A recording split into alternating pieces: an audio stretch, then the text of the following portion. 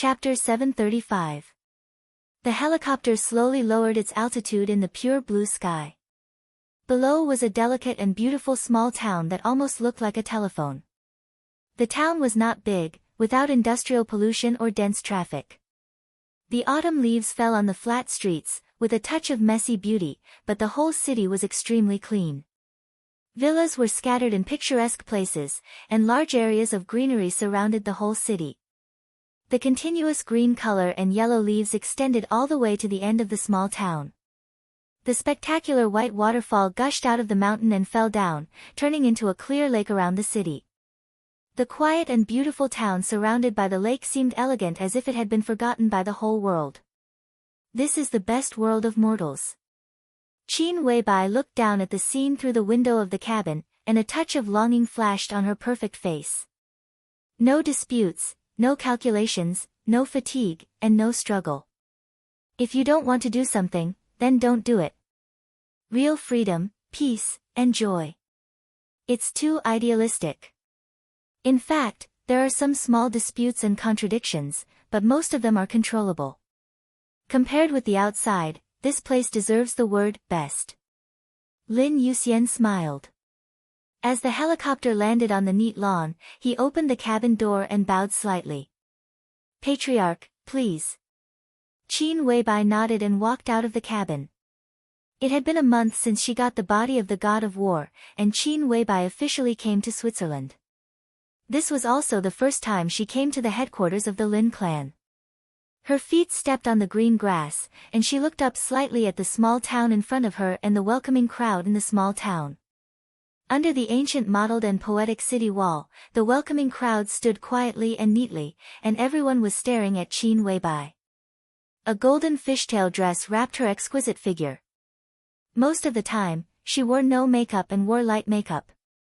Under the golden top hat, her sharp and delicate face looked more dreamy. Wearing silver high-heeled shoes and a delicate handbag, she walked out of the cabin with horsewomen standing beside her. Lin Yuxian bowed slightly. The bright and warm sunshine fell on her golden dress. The indescribable beauty and nobility were like a force sweeping the whole city. Quiet, mysterious, cold, and dreamy. She looked sacred. This was the first time that Qin Weibai came to the headquarters of the Lin clan, Wolfrey Heights. It was also the first time that the new patriarch of the Lin clan came to Wolfrey Heights. Before that, the patriarchs of the branches of the Lin clan scattered around the world all rushed back to Wolfrey Heights. The relationship between the headquarters of the Lin clan and the major branches had always been very loose.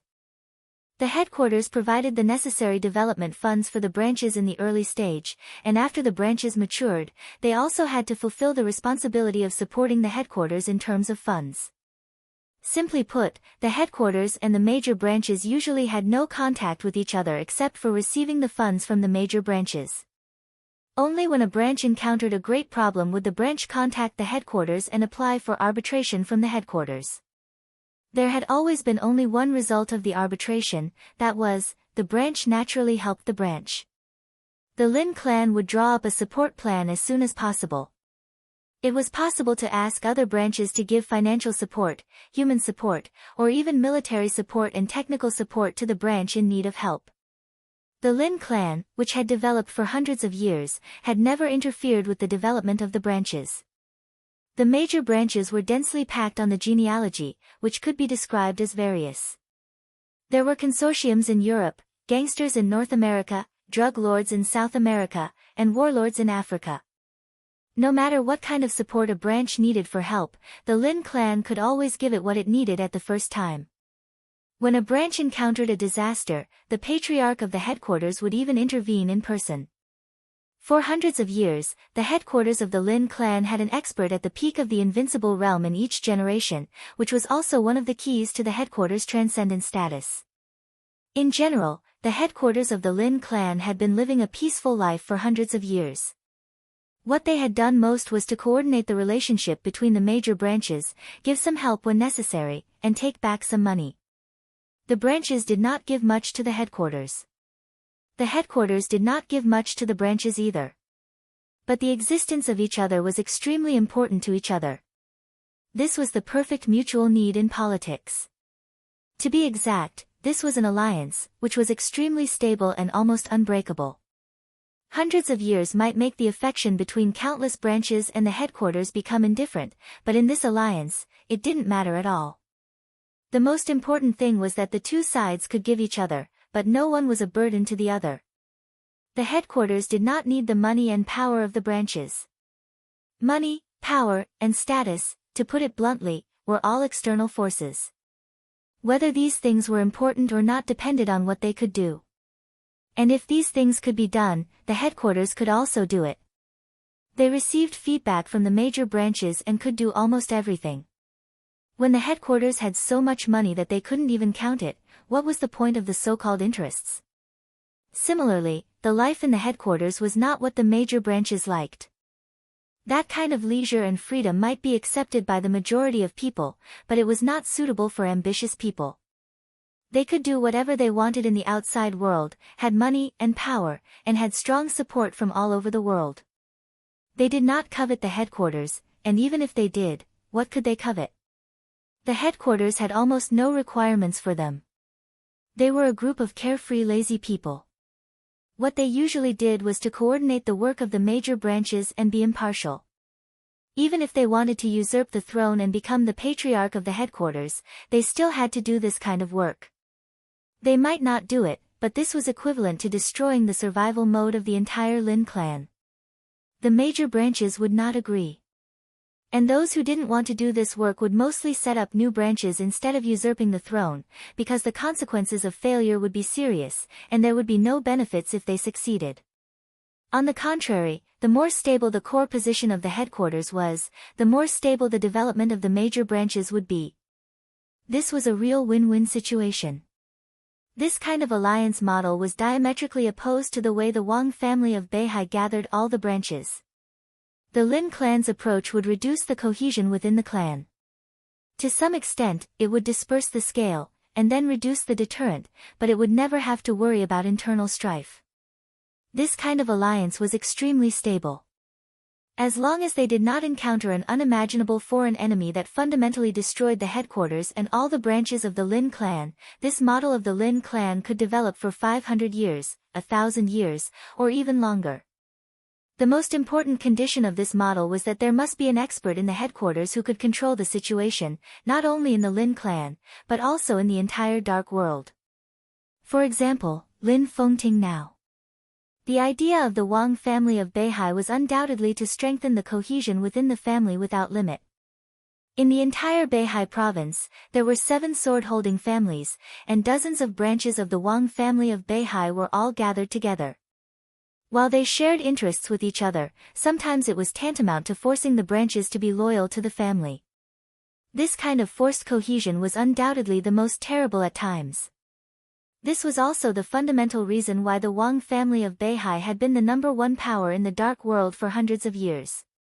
However, the strong centralization of power would also lead to increasing conflicts of interests, so the Wang family of Beihai had never been calm. When the contradictions accumulated to a certain extent, reshuffling became a fixed procedure. Therefore, for hundreds of years, the Wang family of Beihai would almost break out a very fierce internal conflict every once in a while. It might last for decades, or it might last for hundreds of years. For example, the rift between Wang Qinglei and Wang Tianzong was getting clearer and clearer. Similar situations had played out several times in the past. This kind of absolute crisis also contained huge opportunities. If the Wang family of Beihai did not handle it well, it would fall apart. Once the reshuffling was successful, the Wang family of Beihai would be reborn, and the cohesion of the whole Beihai would return to its peak state. During that period, they were often the most invincible force in the dark world. They would quickly strengthen themselves in this process. Then, as time went by, they would wait for new contradictions to break out, reshuffle again, and become stronger again. Just like the current Wang family of Beihai. Wang Tianzong was missing. Wang Xiaoyao openly rebelled. The deterrent power of the Wang family of Beihai was reduced to the lowest point. But as long as the Wang family of Beihai could survive the current difficulties and wait for the two brothers Wang Tianzong and Wang Xiaoyao to decide the winner, as long as the Wang family of Beihai was still there, they would still stand at the peak of the dark world for at least the next decades or hundreds of years. One was to control the major branches and frantically centralize power to increase the overall strength. The other was to let all the branches go, and most of the time, they did not care about anything and stood aloof from the world. These were the two completely different development models of the Wang family and the Lin clan. Qin Weibai could not tell the difference between the two development models, but she could clearly see that they were two different development concepts. It was like seeing the characters of the ancestors of the Wang family and the Lin clan. This was the origin of the two families, and it was also the development model that continued to this day. The first chosen one of the Wang family of Beihai always believed in his family. He thought that the whole could defeat everything by gathering all the forces. So there was the current Wang family of Beihai. For hundreds of years, there were ups and downs. Even if it was temporarily underestimated, it still had the power to return to the peak. The first war god of the Lin clan always believed in individuals.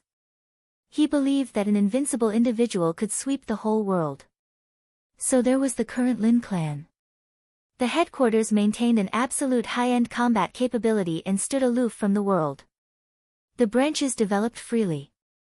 For hundreds of years, they had no ups and downs, never fell into underestimation, and never set foot on the peak. They had always stood in a position that was within reach of the peak, neither advancing nor retreating. Their stability was chilling. Qin Weibai stood there quietly. No one knew what she was thinking in such a short time. The heads and representatives of the major branches of the Lin clan also stood quietly, looking at their new patriarch. She was not an invincible realm expert. But this was the choice of Lin Fengting, the strongest expert in the dark world. Qin Weibai took a step forward. Golden dress, silver shoes, perfect face, dreamlike, sacred and noble. Hello. Her voice sounded in front of worry-free villa, clear and light. Everyone bowed slightly at the same time. Patriarch. Qin Weibai nodded. Let's go back and talk. She walked to the city gate. She said go back, not go in. It seemed that from this moment on, she had officially entered the role of the patriarch. It might take a long time to think, but a decision often took only a moment. She was the patriarch of the Lin clan, and the direction of the Lin clan for the next few decades would be controlled by her. Judging from the current situation in the dark world, the Lin clan was in a really good situation. Because Lin Fengting's realm was too high. Wang Tianzong's injury could not be healed in a short time. The same was true of Li Guangtu. Lin Fengting was the only one who had broken through the peak of the invincible realm and could restore a certain amount of combat capability in a short time. This time, the peak of the entire dark world was really in front of the Lin clan. As long as they reached out, they could replace the position of the Wang family of Beihai. Qin Weibai didn't know if the Lin clan had such an opportunity in history, but in the face of this opportunity, she finally chose to give it up. She chose to follow the original direction of the Lin clan and stood in a position close to the peak, neither moving forward nor retreating. This might be what Lin Fengting hoped. He didn't mind that Qin Weibai used the resources of the Lin clan to support Li Tianlan and Emperor Dong's palace. But the basic attitude of the headquarters of the Lin clan to stand aloof from the world could not be changed. How to operate it was Qin Weibai's own business. There were very few tall buildings in Worry-Free Villa. The so-called tall buildings here were buildings that were more than 6 floors above the ground. The autumn sunshine fell evenly on this small town that stood aloof from the world. The autumn wind blew, and the fallen leaves on the ground seemed to be lazy. Qin Weibai got into a custom-made black car. There were 4 people in the car, including horsewomen. One of them was a female driver and bodyguard, about 30 years old. She looked ordinary, but her expression was extremely focused. The other was a secretary assistant, a little younger, who was responsible for helping Qin Weibai deal with the daily affairs of the Lin clan. This was all arranged by the Lin clan, so Qin Weibai didn't say much.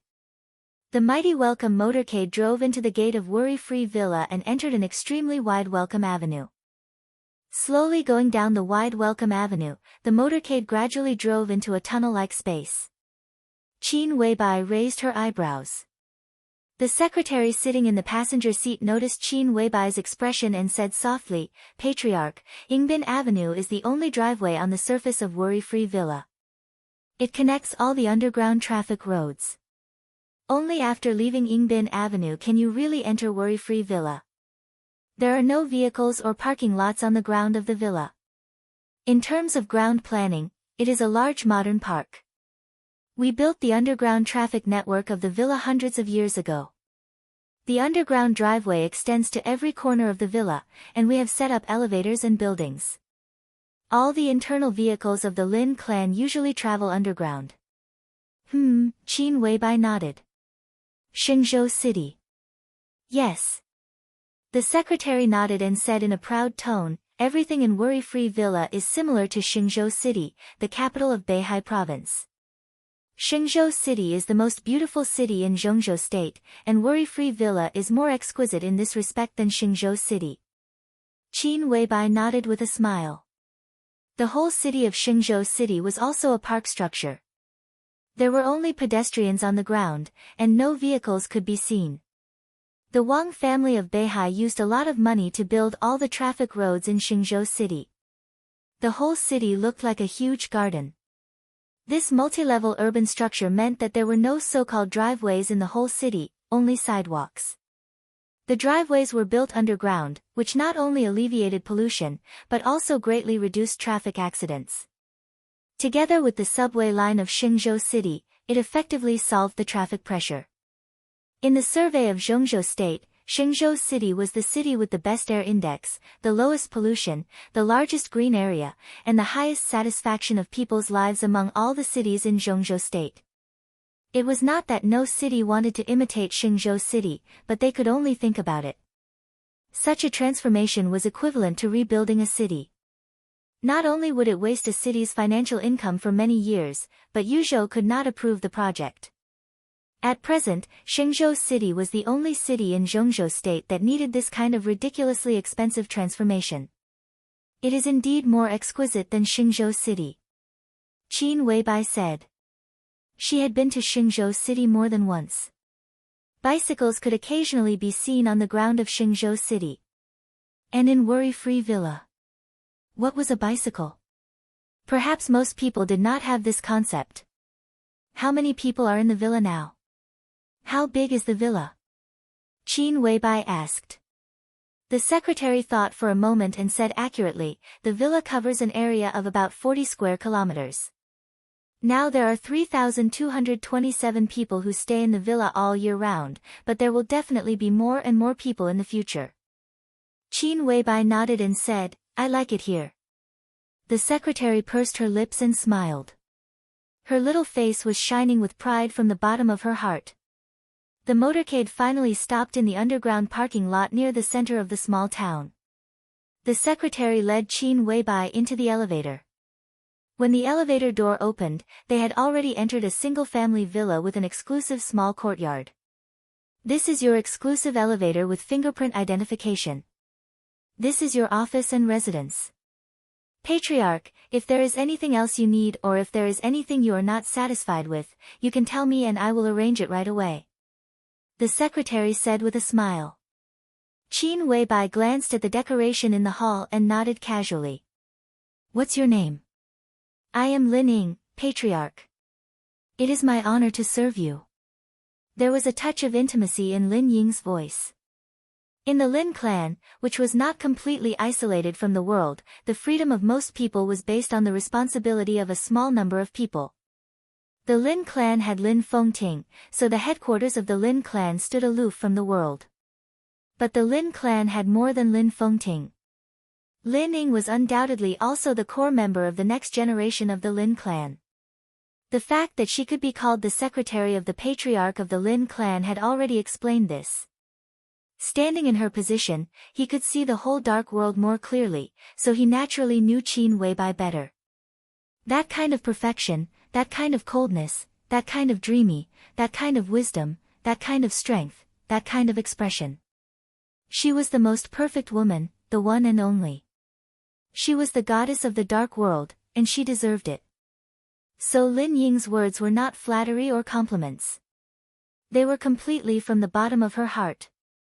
Qin Weibai replied with a and sat on the sofa. She took off the top hat on her head, casually combed her hair, and asked, "When will the old patriarch come?" "About 2 hours later." Lin Ying said. The old patriarch referred to Lin Fengting. During this time, he had been staying in the Wang family of Beihai. Qin Weibai had wanted to come to the headquarters of the Lin clan a month ago. Lin Fengting knew very well why she came here and reminded her that the situation of the person she wanted to see was very unstable. It was better to stay in Yuzhou to deal with some other things. Qin Weibai waited patiently for nearly a month and then received a call from Lin Fengting. Although they did not come to Switzerland together, they would arrive on the same day. Qin Weibai thought for a moment and said slowly, "In this case, inform the representatives of the major branches that they don't need to come here now. At 7 o'clock in the evening, we'll have a meeting. I need to rest for a while." "Okay." Lin Ying nodded and waited for a few seconds. Seeing that Qin Weibai had no other orders, she bowed slightly and left the villa. Qin Weibai was silent for a moment and reached out to Horsewoman. Horsewoman carefully put down a small backpack on her back, took out a square box from the backpack, and carefully placed it in front of Qin Weibai. Her eyes were a little complicated and excited. Qin Weibai looked at the box with a somewhat complicated expression. "Thank you." Horsewoman suddenly spoke. Her tone was very sincere and serious. Since she got the body of the war god, she became more and more respectful to Qin Weibai. Even saint and military counselor became more and more respectful to her. Qin Weibai shook her head tiredly and said faintly, "You shouldn't say thank you." Horsewoman was stunned. She smiled bitterly and did not speak. "Do you know why I must have this half of the body of the war god?" Qin Weibai said softly, "If I give up this thing, I can get more things. For me and Emperor Dong's palace, the price that the Wang family of Beihai is willing to pay for this half of the body of the war god is even beyond your imagination. To save people." Horsewoman said respectfully. "Then why should I save people?" Qin Weibai raised the corner of her mouth slightly with a sneer. "I don't know how to view my relationship with her, but if I say that I am the one who wants her dead the most, no one can object, right?" Horsewoman's eyes froze. She looked at Qin Weibai and did not speak. There were too many seemingly incredible relationships that were difficult to define. She did not understand the current Qin Weibai, but she also understood the current Qin Weibai very well. She understood her pride. From this point of view, Qin Weibai was indeed the one who wanted her dead the most. This was a fact that could not be denied. Qin Weibai stood up and walked to the bedside. She looked at the sky of the Lin clan through the window and said softly, "I don't owe her anything. She changed my fate, and I also changed her fate. We are even. Don't you think so?" Horsewoman frowned and finally said yes. "So when she wakes up, I want her to give my man back to me. I don't need her charity, but she owes me, and I want to get it back." Qin Weibai's delicate and dreamy face was expressionless, but her bright eyes flashed with incomparably clear stubbornness and pride. Me loving him and her asking me to love him are two different things. The clouds passed over the clear sky. Qin Weibai looked up at the blue sky, and her voice was soft but insistent. Horsewoman thought of a saying. The biggest enemy in everyone's life was no one else. Chapter 736. Lin Fengting's return was very low-key. Unlike the new patriarch who stepped into his own tribe for the first time, his return was a real home. Relatively speaking, the representatives of the major branches who came here were outsiders, so the representatives did not come to greet Lin Fengting. Even Lin Yuxian did not come. Only Qin Weibai stood on the grass outside the city with Horsewoman, watching the helicopter landing slowly and waiting silently. The helicopter landed in front of them. The roaring wind made Qin Weibai's long hair dance wildly. In the cold wind, Qin Weibai took a few steps forward. The sound of the wind faded. The door of the cabin opened. Lin Fengting, who was a little pale but in good spirits, came out and looked at Qin Weibai with a smile. "Welcome back." Qin Weibai's tone was calm and natural. She stretched out her hand to Lin Fengting. Lin Fengting nodded with a smile. Looking at the tender white hand that she stretched out naturally, he raised his eyebrows slightly and looked at Qin Weibai with playful eyes. "I don't have so many problems with her," Qin Weibai said. "It's really surprising." Lin Fengting smiled and held Qin Weibai's palm. He quietly looked at the sky of his family and was silent for a while. Then he whispered, "It's better to be at home. I don't feel anything outside. Only when I come back can I feel tired." Qin Weibai said calmly, "Thank you for your hard work, sir."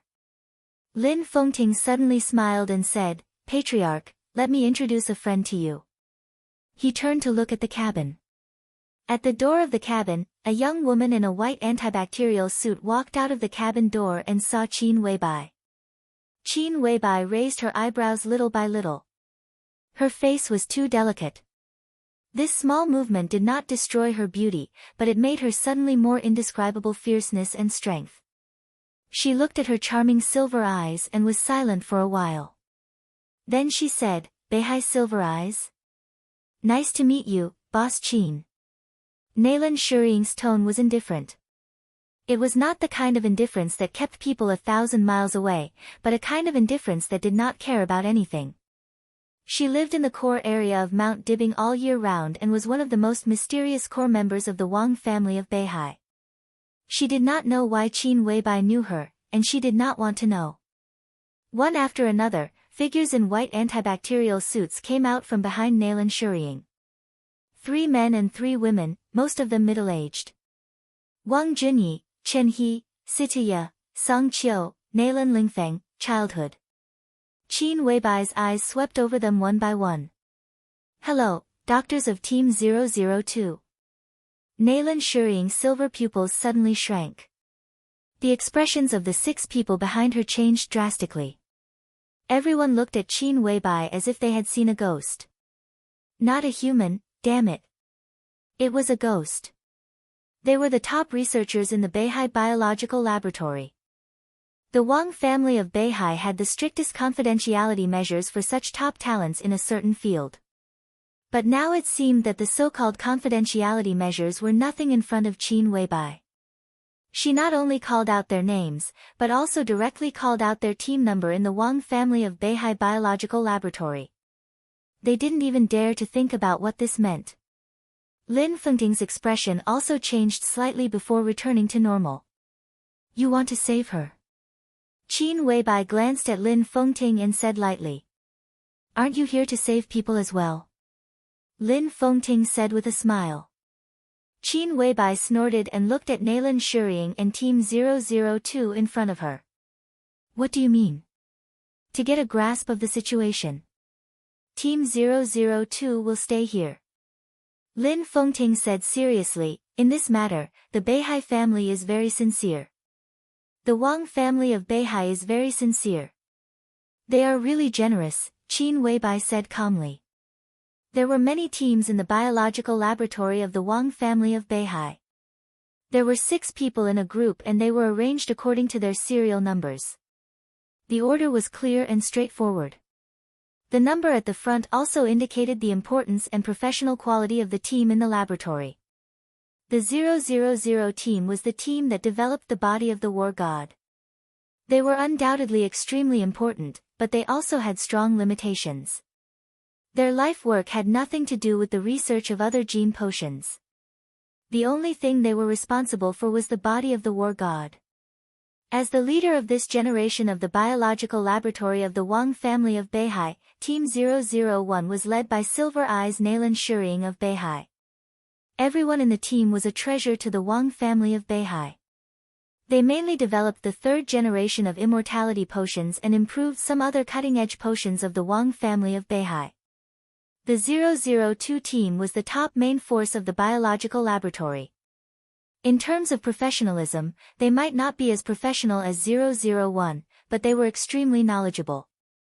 They had no specific projects. Their biggest job was research and development. They developed new gene potions, made and improved existing potions, determined the use of some rare medicinal materials, and sometimes worked together with the 001 team to overcome technical bottlenecks. The 002 team was the real core of the Wang family of Beihai's biological laboratory. They were the link between the previous and the next. The Wang family of Beihai sent the 002 team to Warefree Heights this time, which showed their sincerity. You can think of it as the Wang family of Beihai's self-redemption.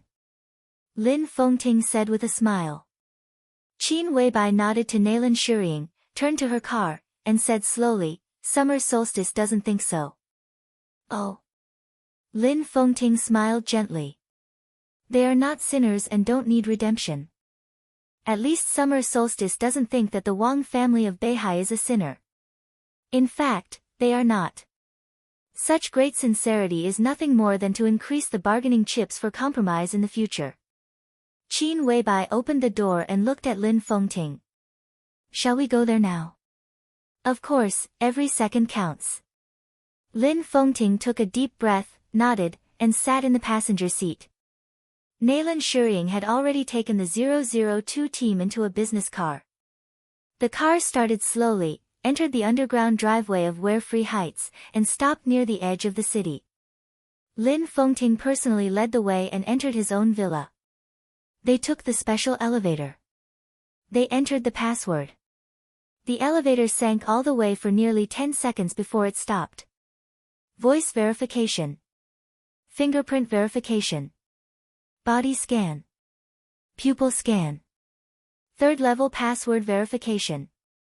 After a series of tedious processes, the elevator door finally opened. What appeared in front of everyone was a metal passage shrouded in soft light. Is this the biological laboratory of the Lin clan? Nalan Shuriying, who had been silent, asked curiously. Yes. Lin Fengting nodded. Compared with the laboratory of the Wang family of Beihai, the scale is still a little smaller, and the equipment is slightly worse. The new equipment from the Wang family of Beihai is already on the way, and it will take about a week to arrive. Nalan Shuriying followed Lin Fengting out of the elevator, frowned, and said, only the new equipment in Beihai can record the most detailed data of the injured's body. The data of the current equipment may be biased. The deviation won't be very big. Dr. Nalan, I'll have to trouble you for the next week. When the new equipment arrives, we will give you the detailed data of the injured as soon as possible. Then someone will pick you up and take you to Xianyuan City in Tiannan. Lin Fengting said in a gentle voice. Nalan Shuriying hesitated and nodded. Xianyuan City in Tiannan. That was where she would work in the future. She would work for Dong Huang, who had been imprisoned in the desert prison, instead of for the Wang family of Beihai. This was the deal between Li Tianlan and Summer Solstice, or it could be said that it was one of the terms of the compromise of the Wang family of Beihai. She would leave Beihai and build a new biological laboratory for Emperor Dong's palace with several core technologies in the biological laboratory. This process would last for 10 years. After 10 years, she could return to Beihai. Nalan Shuriying had no choice. The group of people walked on the flat metal path. The more they walked forward, the more silent Qin Weibai became. The atmosphere seemed to become a little depressed in her silence. Pushing open the thick glass door at the end of the passage, a scene familiar to Nalan Shuriying and her Team 002 appeared in front of everyone. The clean and almost cold silver walls, the neatly hung screens, the multifunctional test bench, the electronic recorder, the detector, the large microscope, the multifunctional decomposition device, and the dormitories and small laboratories around the hall. Quiet, rigorous, neat, and professional. After leaving Beihai, Nalan Shuriying, who had been a little nervous, gradually relaxed. On such an occasion, her whole aura seemed to be changing. Where are the injured? She took the initiative to ask. Follow me. Lin Fengting nodded and continued to walk forward. He pushed open the door of the conference room, entered a coffee room in the conference room, and calmly opened a dark room in the coffee room. A dark passage appeared in front of everyone. Lin Fengting took the lead and walked in. The passage was not long. After a distance of dozens of meters, the environment in front of them became soft and bright again. What appeared in front of everyone was a round superalloy door without any gap. Two expressionless middle-aged women stood motionless on both sides of the door like statues. Everyone couldn't help but look at each other with solemn hearts. At the same time, they were curious about the identity of the person behind the door who needed such strict protection. Lin Fengting looked at the door in front of him, and a complicated look flashed in his eyes. He whispered, "Open the door." Two middle-aged women with extremely cold auras bowed slightly and entered a set of passwords at the same time. The superalloy door, which was strong enough to resist the bombing of missiles at close range, slowly turned to one side. An extremely warm breath gushed out of the space behind the door. "Please come in." Lin Fengting sighed and subconsciously glanced at Qin Weibai. Qin Weibai's expression was as calm as water. Lin Fengting walked in with his people, and the superalloy door slowly closed again. A huge glass cover appeared in front of everyone. Countless things like bubbles and liquids filled most of the space inside the glass cover. A young woman with her eyes closed was buried in it, revealing only a delicate and perfect dreamy face. It was an incomparably pale face, without a trace of blood. The paleness was almost transparent, with extreme morbidity. But it still couldn't hide the beauty of this face. She was devastatingly beautiful. She was an outstanding beauty.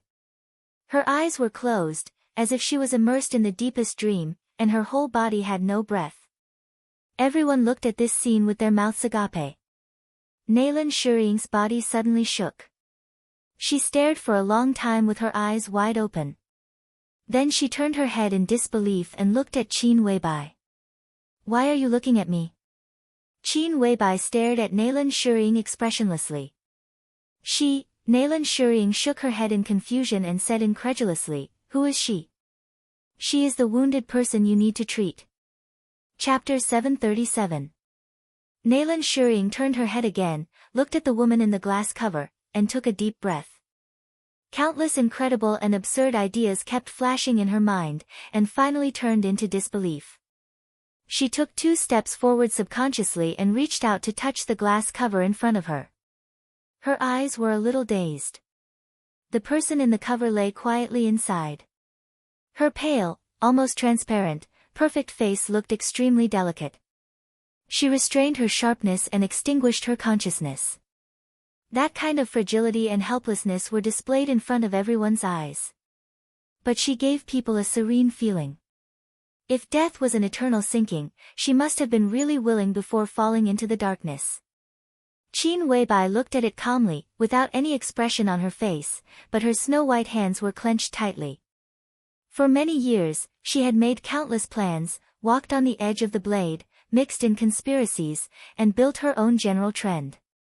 The trip to Europe, the Samsara Palace, the 12 Supermasters, the extermination of Night Spirit, the Blue Sky Underworld, the Emperor Weapons Mountain, the decisive battle in Heaven Capital, the chaos in Eastern Europe, the Judgment Day, the Termination Day, Mormons, and the Eternal Sword. She said she had been happy. Qin Weibai believed her. But every time Qin Weibai saw her, she planned all of this in an extremely cautious manner. The strength that she showed to the outside world on the basis of countless plans made her an extremely dazzling woman in the dark world.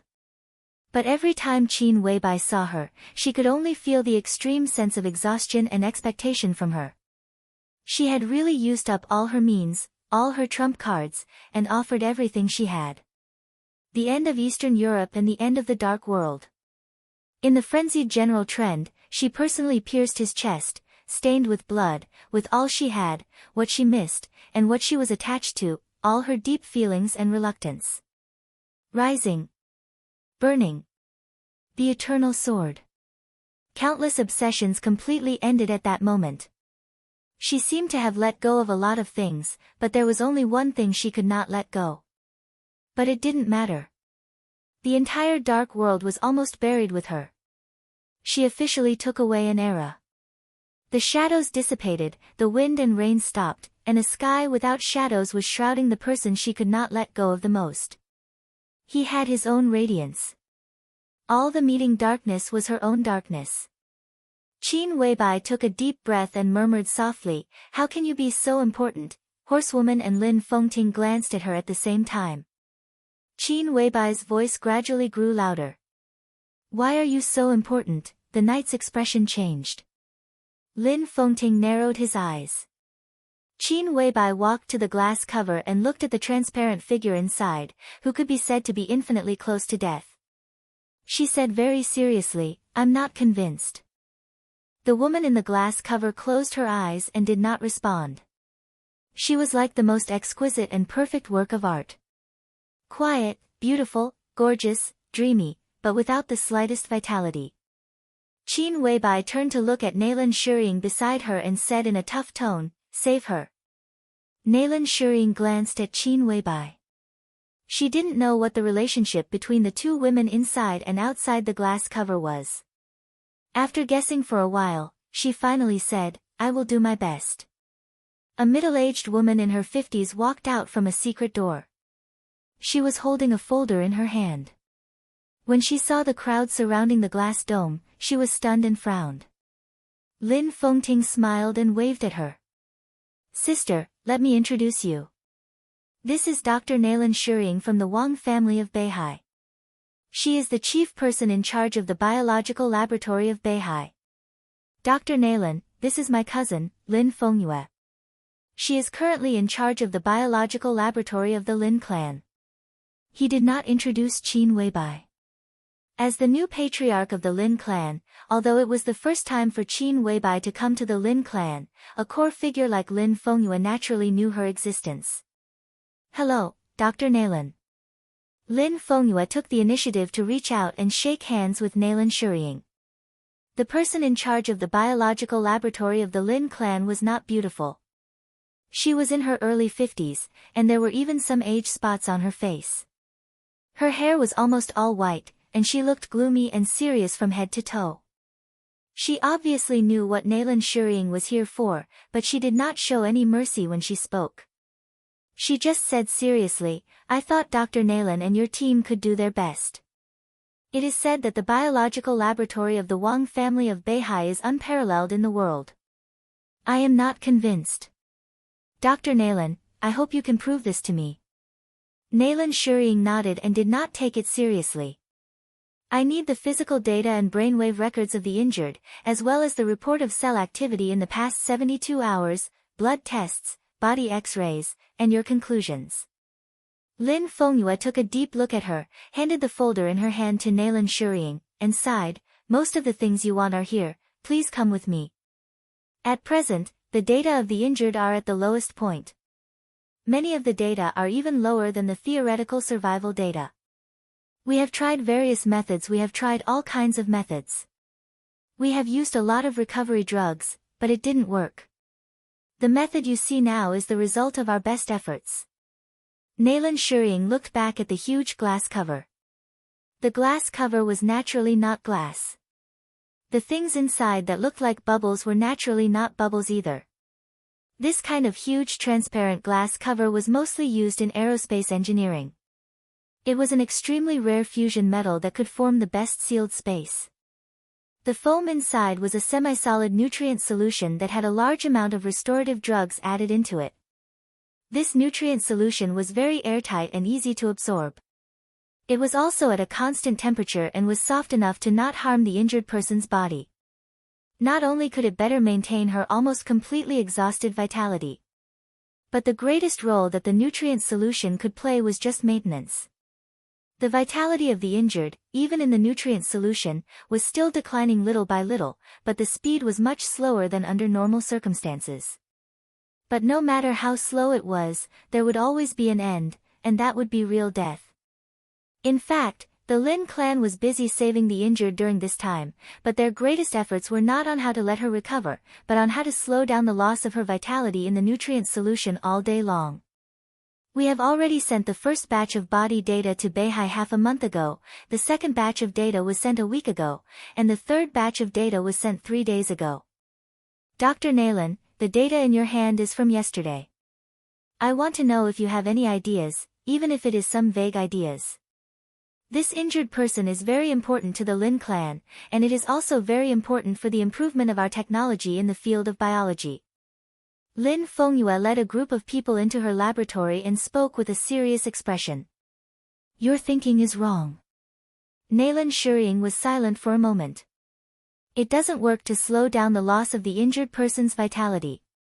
It doesn't even make sense. At present, the most important thing is her body. The vitality of the injured person is already very low, and it is even the lowest data to maintain survival because her injury is too serious and her body is too poor. The reason why her vitality is constantly flowing away is that her body can no longer bear anything, including the vitality in her body. No one spoke. After nearly a minute, Lin Fengyue blinked and tentatively said, "You mean, she is already dead?" Naylan Shuying said directly. Chapter 738. What nonsense are you talking about? Just as Naylan Shuying's voice fell, Knight's somewhat angry voice suddenly sounded. Dr. Lin just said that she still has vitality. She fiercely glared at Naylan Shuying. Her face was distorted and looked somewhat ferocious. But her body is already dead. Naylan Shuying said seriously, vitality is the guarantee to support the survival of the body. As long as the body exists, vitality can't keep flowing away. The Lin clan's way of dealing with it is very professional. Under such circumstances, her vitality is still declining, which can only mean that her body is dead. That vitality is the last trace of activity of this body. A dead body naturally can't retain vitality. The Lin clan's current method is equivalent to forcibly keeping a person who is about to die, which is like defying the heavens. The knight's body shook violently, his face as pale as snow. Is there any other way? Lin Fengting said in a low voice. He had never thought that the situation would be so bad. Fuse. Naylan Shuying said calmly, this is the only way I can think of to strengthen her already dead body and temporarily fuse her vitality with this body. The corners of Lin Fengyue's mouth twitched. In the end, she couldn't help but smile bitterly. Our Lin clan doesn't have such a technique. As far as I know, the so-called fusion technique is only in theory. Even if we can do it, the vitality in the injured person's body won't be enough to support this body. That vitality is too little for a dying person. Yes, so once the fusion is successful, the data we get will be even worse than it is now, much worse. She will also be closer to death than she is now, but that way, she can preserve the last bit of her life force in her body. Naylan Shuying's voice grew calmer and calmer. Beads of sweat appeared on Lin Fengyue's forehead. It's worse than the current data, she whispered to herself with an ugly expression on her face, this state, neither dead nor alive. Naylan Shuying said slowly, right now, the remaining vitality is not enough to support her life. Once the vitality completely fuses with the body, in the biological sense, she is no longer a living person, just not dead. How to fuse them? Lin Fengyue shook her head and said, there's no time. Naylan Shuying turned to look at Qin Weibai. Before I came here, Aunt Xia Ji told me that you have half a body of the war god?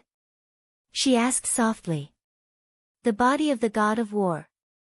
Lin Fengting was stunned. Even he didn't know what it was. Qin Weibai glanced at Horsewoman. The knight took out the small square box from his bag and handed it to Naylan Shuying. Are you confident? Qin Weibai said solemnly. It's not a matter of confidence. Naylan Shuying shook her head, this is the only solution. But after the fusion, what's the difference between her and being dead? Qin Weibai's tone was almost interrogative. Perhaps even she herself did not know that her current mood was quite sensitive and agitated. The biggest difference is that she's not dead. Naylan Shuying said honestly. This explanation was so powerful that Qin Weibai was speechless for a moment. She was not dead. That was the difference. However, the injured after the fusion was no longer considered to be alive. What I need is to heal her and make her recover, Qin Weibai said coldly. After the fusion, it's just to keep her from dying completely. This is the first step. The second step is activation, Naylan Shuying said calmly. Activation? Qin Weibai's eyes lit up. The third generation of eternal life? Have you succeeded? Naylan Shuying gave her a strange look and narrowed her eyes. No matter how indifferent she was to the world, she could not help but be curious at this time. The other party could call out the names of everyone in Team 002, and the moment she mentioned activation, she could think of the top secret of the Wang family of Beihai, the third generation of eternal life. How much did she know about the biological laboratory of Beihai? The main function of the body of the war god was fusion, which doubled the body's endurance. The third generation of eternal life activated vitality and doubled it. This was the method that Naylan Shuying thought of. First, she used the body of the war god to integrate the vitality of the injured with her body, and then used the third generation of eternal life to completely activate the vitality in her body to achieve the expected state of awakening. Then there was a long period of cultivation and recovery. This was also the only feasible way at present. At present, the half of the body of the war god is only a semi-finished product and can only be fused. As for strengthening the body's endurance, the effect is much weaker. The third generation of eternal life also has many technical bottlenecks, even more than the bottlenecks of the body of the war god. Naylan Shuying said softly. So? Qin Weibai narrowed her eyes. So, drag it on. Naylan Shuying said, first fuse, so that she will not die, and then wait for the third generation of eternal life. Qin Weibai's body trembled, and she said hoarsely, how long do we have to wait? I don't know. Naylan Shuying shook her head. Maybe 10 years, maybe 20 years, maybe longer. She looked at Qin Weibai, and there was some sympathy in her bright silver eyes. At that time, maybe you will be old, and so will Li Tianlan. But now she is in a sealed state, and she can maintain it for a long time. Have you ever seen a science fiction movie? Some astronauts can sleep for decades in the cabin during the spacecraft's exploration of space, and their body functions will not deteriorate, and their appearance will not change. It's as if the sleeping time did not exist. Naylan Shuying said softly, now we don't have such technology, but this nutrition cabin can be close to this level. Coupled with the body of the war god and her current strange state, as long as the nutrition cabin is continuous, she can sleep for at least decades without any change. I think by that time, no matter how difficult it is, the third generation of eternal life should have been successfully developed. No one spoke. Everyone was silent. This method was feasible. But the key was whether Qin Weibai could afford to wait, whether the people sleeping in the nutrition cabin could afford to wait, and whether Li Tianlan could afford to wait. When they woke up, countless eras might have passed. Everyone they cared about, loved, and cared about would have become old, or even become yellow soil and history. What did it feel like? Regardless of whether it was to those who were waiting or those who were asleep, this was an unimaginable cruelty. Qin Weibai stood there and was silent for a long time. It won't be that long. A tired voice suddenly sounded. Lin Fengting looked at Naylan Shuying. The third generation of eternal life can't break through the technical bottleneck at present because there is not enough immortality, that is, a few core materials are missing. His tone was a little low. I will find a way to get these materials and speed up your research process. Everyone knew what he would think of. They would either find them or grab them. That was the only way. Naylan Shuying wanted to say something but stopped on second thought. In the end, she didn't speak and just looked at Qin Weibai. Qin Weibai didn't speak either.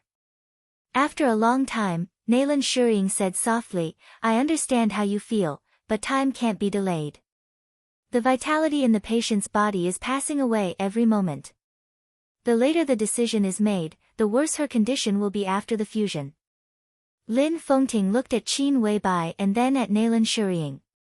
He frowned slightly and didn't speak. Qin Weibai raised her head and slowly glanced at everyone. After a long time, she nodded and said, I see. She slowly turned around and walked out of the laboratory. Her back was still slim and perfect, but it seemed to be covered with a layer of exhaustion. I see. Nalan Shuying was stunned and stood still. The door of the small laboratory slowly closed. Nalan Shuying turned to look at Lin Fengting. Lin Fengting narrowed his eyes and looked at her. His eyes were extremely sharp, as if they were warm, but also cold. Nalan Shuying subconsciously avoided his eyes. Her heart is a little confused. Lin Fengting said slowly, his scrutinizing eyes constantly falling on Nalan Shuying. I can understand. Nalan Shuying took a deep breath and her tone was still calm. But I didn't. Doctor, I can understand your position, but lies are meaningless here, do you understand? Lin Fengting's voice became gentler and gentler. I'm telling the truth. Nalan Shuying's fingers trembled slightly, her situation is indeed very serious. I know that. Lin Fengting said lightly, this is the truth, but the third generation of eternal life doesn't necessarily need to let the people waiting for her for a lifetime, or in other words, the third generation of eternal life she needs doesn't necessarily need to wait for a lifetime. The semi-finished body of the god of war can stabilize her, so the next 3 generations of eternal life may not necessarily be the finished product, right? Nalan Shuying was silent for a while and said calmly, I will try my best. Lin Fengting looked at her. His eyes were calm and deep. Nalan Shuying stopped talking. Lin Fengting nodded and left the small laboratory. He didn't know if what he said was right, but if this was the truth, he could understand. Nalan Shuying, Team 002, and the body of the god of war were the sincerity of the Wang family of Beihai. Maybe it was not the so-called redemption, but they really wanted to protect themselves.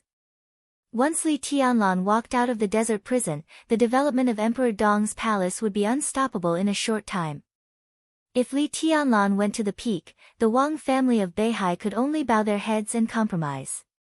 Then the wounded lying here at this time would become the biggest obstacle between Emperor Dong's palace and the Wang family of Beihai. These sincerity were the means by which the Wang family of Beihai tried to weaken this obstacle. As for the process, the Wang family of Beihai could choose and even control it. Letting the wounded recover was a process. But in this case, even if she recovered, Li Tianlan might still have a grudge in his heart. What if he didn't let her recover but gave Li Tianlan enough hope? For example, time and procrastination. Letting her recover was tantamount to taking the initiative to compromise and handing the initiative to Li Tianlan. If he didn't let her recover and delayed indefinitely, it could let Li Tianlan see the hope of her recovery, which meant that the initiative was always in the hands of the Wang family of Beihai. Li Tianlan would compromise. He could only compromise. Lin Fengting's face was a little gloomy. If this was true, he could understand the motive of the Wang family of Beihai to do so, but he would not accept it. And the truth and falsehood between this was undoubtedly the most difficult to distinguish. He thought silently, closed the door, and came to the huge glass cover. Qin Weibai was standing there, looking up at the woman in the glass cover who was strong, powerful, glorious, but now could not control her own fate. She was in a daze. Lin Fengting stood there and watched for a long time, without moving. After a long time, in the almost frozen picture, Qin Weibai reached out her hand and gently knocked on the glass cover in front of her. She said slowly, I know why you did this. Her voice was so soft that it was almost a whisper. You ended everything and tried to escape what you always didn't want to face, because you were worried that Tianlan would hate you. She was silent for a long time, looking at the unresponsive woman inside, and whispered, but have you ever thought that if you died like this, when Tianlan found out the truth, who would he hate? Would he hate himself? Her slender white fingers pressed hard on the glass cover, and her whole palm turned pale because of excessive force. I hope you can recover. She whispered, please. Chapter 739. At the beginning of winter in Yuzhou, Dongqing Wudi ended another meaningless parliamentary meeting and returned to the Bai family's manor in the cold temperature. It seemed that because of the season, the Bai family's manor was getting colder and colder. The large manor looked luxurious, but it was almost desolate. As the speaker of Yuzhou, Bai Zhanfang rarely lived in the manor. Most of the time, he stayed in the first building of the council compound in Yuzhou. Bai Qingqian, who married Dongqing Wudi, either returned to Zhongyuan or Liaodong and rarely came back. Bai Qingqian's son and daughter were studying abroad, and his wife accompanied them to study all the year round. She rarely came home. Most of the time, Bai Qingqian lived alone in the manor in Qingshan, looking extremely lonely. For Bai Qingqian, in addition to his wife and son coming home from abroad, Dongqing Wudi's visit was the most desirable thing. Many years ago, Dongqing Wudi and Bai Qingqian were in love with each other. After they got married, Dongqing Wudi and his brother-in-law had a deep personal relationship. Over the years, the relationship between Bai Qingqian and Dongqing Wudi had become more and more rigid, which directly led to the growing rift between the Bai family and the Dongqing clan. Now Dongqing Wudi and his wife were gradually reconciled. Dongqing Wudi was transferred to Yuzhou from the Border Control Corps. Dongqing Wudi would come to the manor whenever he had something to do. One was the executive minister of the army headquarters, and the other was the deputy secret chief of the army headquarters. They would have a drink and talk about things that were inconvenient to say in the building of the army headquarters. The process was quite pleasant. Every time this happened, Bai Qingqian would cook a few simple dishes. When Dongqing Wudi walked into the living room, Bai Qingqian just put the last plate of shredded ear salad on the tea table in front of him. I tell you, old Lu from Liaodong brought me 2 bottles of wild ginseng wine when he came to the army headquarters last time. It's a great tonic. You should have 1 bottle, but I withheld it. Now I take it out, so it's not embezzlement. Bai Qingzhao said with a smile and took out 2 bottles of wine from the storage room on the side. In fact, there were 2 large jars, each of which weighed at least dozens of kilograms. Dongqing Wudi walked over, sniffed the fragrance of the wine in the air, and took a look at the jars. There were some wild ginseng and some other precious medicinal materials soaked in the jars, giving off a very mellow smell. Dongqing Wudi shook his head and said, Old Lu needs to change his addiction to alcohol. Otherwise, with his qualifications, how could he be stuck in this position? If we delay any longer, we won't have another chance. Old Lu's full name was Lu Tingbo. He was a lieutenant general of Zhongzhou State, the deputy chief of staff of the Northern Theater of Operations, and also the commander of the Liaodong military. He was slightly younger than Dongqing Wudi and was Dongqing Wudi's absolute confidant. When Dongqing Wudi entered Yuzhou a few years ago, he originally wanted to push him up. A few months ago, when he traded with the Wang family of Beihai for the Border Control Corps, he also had this intention. But he tried twice in a row and failed in the end. There were many reasons, but his addiction to alcohol was also a more important one. I don't think so. Bai Qingzhao picked up an emerald spoon and scooped 20,000 bottles of wine. He shook his head and said, at this time, plus old Lu's age, it's a victory for him to keep his current position for another term. Dongqing Wudi took a sip of wine sullenly, frowned, and said nothing. The meeting didn't go well? Bai Qingzhao asked. It had been nearly 4 months since Li Tianlan was imprisoned in the desert prison. Autumn had passed, and the cold winter enveloped Yuzhou. The atmosphere of the entire Yuzhou had become more and more depressing in 4 months. Bai Qingzhao couldn't remember how many council meetings had been held. The swords and sabers between the giants had almost filled the entire Zhongzhou state. The interior of the desert prison was still calm, but the entire Zhongzhou state had been really turbulent, and the situation was changing almost all the time. Today, Qi Beizong was invited to attend the meeting. Dongqing Wudi was silent for a while, then said in a low voice. Bai Qingzhao suddenly raised his eyebrows, feeling a little surprised. Qi Beizong was Qi Mulan's adoptive father, the top boss behind the Special Warfare Group, and the former minister of the army headquarters.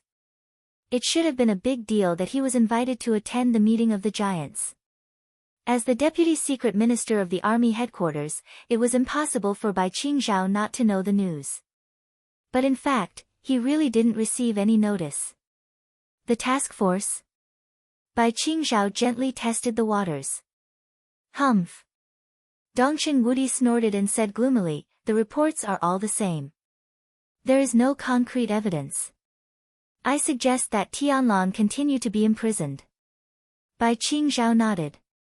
This was a normal phenomenon.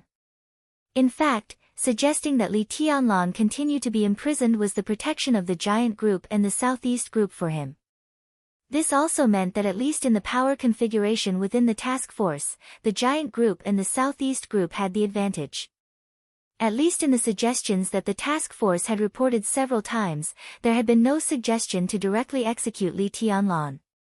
As the game went on, the investigation went on. The task force of the Mulan treason case had become more and more luxurious. Today, 4 months later, Dongqing Wudi personally served as the team leader of the task force. Gu Qianchuan, the first elder of Kunlun City, served as the executive deputy team leader. Yi Dongsheng, the deputy minister of the army headquarters and the chief of general staff, served as the deputy team leader. In fact, Yi Dongsheng was the leader in charge of the daily affairs of the task force. Everyone was confident about his ability. Bai Qingzhao looked at Dongqing Wudi in surprise. Things were still under control. Why did Dongqing Wudi look gloomy? Qi Beizang suggested that Gu Changjiang join the task force as the deputy team leader. Dongqing Wudi drank the wine and said quietly, Zhou Yunhai expressed his support, and the meeting has passed. Gu Changjiang was one of the backbone forces of Kunlun City. 2 months ago, he was officially appointed as the Minister of the Southwest Special Warfare Headquarters of Zhongzhou State, at the same level as the councillors. Moreover, he got the ticket to enter the conference room at the plenary meeting held by Zhongzhou State last month. Wei Kunlun, the former Minister of the Southwest Special Warfare Headquarters, was considered no longer suitable for this position. As for the reason, it was naturally very simple. Today, Wei Kunlun was not only the Lord of Mount Shu but also the Deputy Palace Master of Emperor Dong's palace. Such a figure could be described as a real towering tree with deep-rooted roots in the southwest. Tiannan and the southwest bordered. No one could rest assured that Wei Kunlun was put in this position. Regarding this appointment, even the 2 magnates of the southeast group expressed their support. But it didn't last long. Half a month ago, Fireman, who had woken up, was appointed as the Minister of the Southeast Special Warfare Supervision Department and returned to Jiangxia. On the same day, Qingye of the Li family was appointed as the Deputy Minister of the Ministry of Security of Zhongzhou State, which was regarded as taking over the position left by Qi Mulan. The Southeast Group also expressed its support. With this advance and retreat, it could be seen that the balance that the 4 groups had tried to maintain was becoming more and more fragile. There was no doubt that Gu Changjiang's entry into the task force was an aggressive move by the Prince Group and the academics. This proposal was put forward by Qi Beizang. Obviously, during the time when Gu Xingyun was recuperating and silent, Qi Beizang had already done the work of most people in the Special Warfare Group. They, who had been drifting away from the Prince Group, seemed to be getting closer to each other again. The tsunami-like pressure had become clearer and stronger with the faster and faster personnel appointments.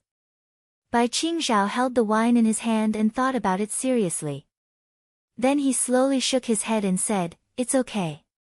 Yi Dongsheng can stand it. There was no doubt about Yi Dongsheng's ability, and none of the major groups would doubt it. As the god of army of Zhongzhou State, he was originally a powerful figure pushed by the Southeast Group to compete with Dongqing Wudi.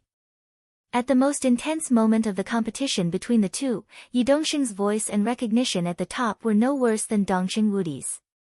A few years ago, if the giant group and the academics hadn't cooperated too firmly, even if Dongqing Wudi could take the position, the process would not be as simple as it was now. In order to stop Yi Dongsheng, the giant group was destined to pay more. Judging from the current situation, Dongqing Wudi was in the prime of his life, and the possibility of Yi Dongsheng going further was not very big. If there was no accident, the next giant candidates pushed by the Southeast Group should be Speaker Wen Siyuan of Beihai and Speaker Wang Qinglei of Wuyue. But it was basically no problem for Yi Dongxing to continue to stay in this sensitive position for 1 or even 2 terms. How could such a figure, a reckless man like Gu Changjiang, have any influence on him? Dongqing Wudi gritted his teeth and snorted. He seemed to want to get angry, but in the end, he became a little helpless.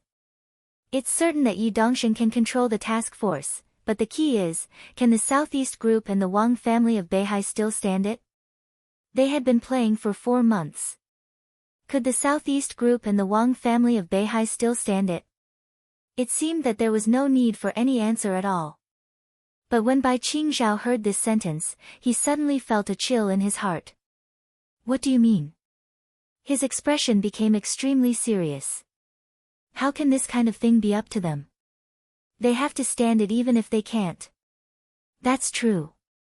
Dongqing Wudi took a big gulp of wine and said sullenly, but if they really can't stand it, what can they do? He reached out and picked up a piece of tomato, but he did not put it in his mouth. Feeling the spiciness of the wine and the fragrance of medicine in his mouth, he was silent for a while and whispered, something happened in Jiangxia. Su Xinghe. Bai Qingzhao's body suddenly shook. Dongqing Wudi smiled bitterly and did not speak. Bai Qingzhao's face was a little uncertain. 3 months ago, the fall of Chang Wansheng, the deputy governor of Beihai province, marked the official attack of Zhongzhou state on Beihai, but no one took it seriously. Chang Wansheng fell and was taken away by the supervisory department of Beihai, which meant that the Wang family of Beihai still firmly controlled Beihai. Besides, Chang Wansheng was not a councillor of Beihai. He ranked low in the provincial government and could not be ignored, but it was not too important. 2 months ago, the Ministry of Personnel and the Supervisory Department of Zhongzhou State received a real name report from Jiangnan. Then the 2 major departments sent an inspection team to Jiangnan, the core position of the Southeast Group. Then a storm brewed in Jiangnan. In more than a month, the storm had become bigger and bigger. At present, more than 20 officials in Jiangnan had been involved. 5 days ago, a deputy governor in Jiangnan was directly taken down, removed from office, and investigated. It was not until this time that people realized that the academics and the Prince Group directly took action against Su Xinghe. Su Xinghe was now the speaker of Jiangxia, and before that, he was the governor of Jiangnan. In 5 days, it was obvious that someone had raised the issue of Su Xinghe at the board meeting that had just ended. Bai Qingzhao took a deep breath, and his heart was extremely turbulent. If this was the counterattack from the academics and the Prince Group, then no one had expected that the counterattack would be so fierce. They directly took action against the speaker of the province. Zhongzhou state had a territory of tens of millions of square kilometers and a population of more than 1 billion, but there were less than 40 speakers of the province. They were the real border conquerors, and they were also the most valued position by the parliament and the major groups. Even in the province, the weight of the governor was far less than that of the speaker. Such a position had always been the position that the major groups had fought for with all their might. Another meaning of fighting for it with all their might was naturally to protect it with all their might. The game had just begun, but they directly took action against such a figure, which meant that the game had entered a white-hot stage, and the danger had almost rushed directly to everyone's face with cold killing intent. Could the Southeast Group withstand it? The Southeast Group and the Giant Group were in the honeymoon period of cooperation. What should the Giant Group's attitude be on this matter? Bai Qingzhao thought about it and suddenly froze. He glanced at Dongqing Wudi. Dongqing Wudi was also looking at him, and his eyes were extremely deep. Bai Qingzhao realized the key to this matter. How should the Giant Group take a stand on this matter? Obviously, the cause of this game was Li Tianlan's killing of Qi Mulin's family. Because of the special relationship with Tiannan, whether intentionally or unintentionally, Li Tianlan had become the heart of this game. The academics and the Prince Group both hoped to use Li Tianlan to establish their power and disintegrate Beihai province more smoothly. As long as they took down Li Tianlan, the parliament might find a reason to take down the speaker of Beihai. This touched the bottom line of the Wang family of Beihai. The speaker of Beihai had always been directly appointed by Mount Dibing. That was why the Giant Group and the Wang family of Beihai had joined hands. But now, the academics and the giant group had temporarily suppressed the matter of Li Tianlan and did not take a stand. Instead, they bypassed this matter and directly took action against Su Xinghe. What about the giant group? Support the Southeast group. This matter, at least on the surface, had nothing to do with Li Tianlan. Once Dongqing Wudi came forward to support it, it meant that the two sides would join hands in more fields. This also meant that in the next game against the Wang family of Beihai, the giant group had already stood on the side of the Wang family of Beihai, so it would face more pressure from the parliament. This was undoubtedly the situation that the entire giant group did not want to see. They joined hands with the Southeast group just to protect Li Tianlan, that was all. As for the next game and the disintegration of the Wang family of Beihai, Dongqing Wudi was actually on the side of the academics. After all, this matter was a good thing for Zhongzhou state. Dongqing Wudi's greatest support for Beihai was limited to not participating. It was impossible for him to join hands with the Wang family of Beihai. Su Xinghe's matter had nothing to do with Li Tianlan, so it was difficult for Dongqing Wudi to take a stand. But if he did not take a stand, it would form a huge crack in the cooperation between the two sides. The most important thing was that the academics and the prince group still did not take a stand on Li Tianlan's issue. But they took action against Su Xinghe, which gave the giant group another chance. Not to mention Li Tianlan. Zhou Yuanshan, the real leader of the next generation of the giant group, was now the governor of Jiangxia. If Su Xinghe fell, Zhou Yuanshan was likely to be the biggest beneficiary. And the key to this matter seemed to lie in how the giant group would choose. It's a dilemma. Bai Qingzhao glanced at Dongqing Wudi and suddenly asked, "What did Senior Zhou say?" Zhou Mulan was now also one of the directors. As the leader of the giant group and Dongqing Wudi's predecessor, the opinion of Zhou Mulan, who was about to retire, was undoubtedly crucial. He didn't say anything. Dongqing Wudi shook his head and frowned more tightly. Bai Qingzhao narrowed his eyes. He said nothing. Chapter 740. Dongqing Wudi could understand why Zhou Mulan said nothing. However, just because he could understand it didn't mean that he wouldn't feel troubled. In fact, no matter when, no matter what group it was impossible for the internal structure to be monolithic. Where there were people, there would be politics. There would be different ideas and different demands. For a country, a president who could unify the different voices in the country was an outstanding president. For a group, a leader who could unify the different voices in the group was an outstanding leader. There were different groups in the country. There were different groups within the group.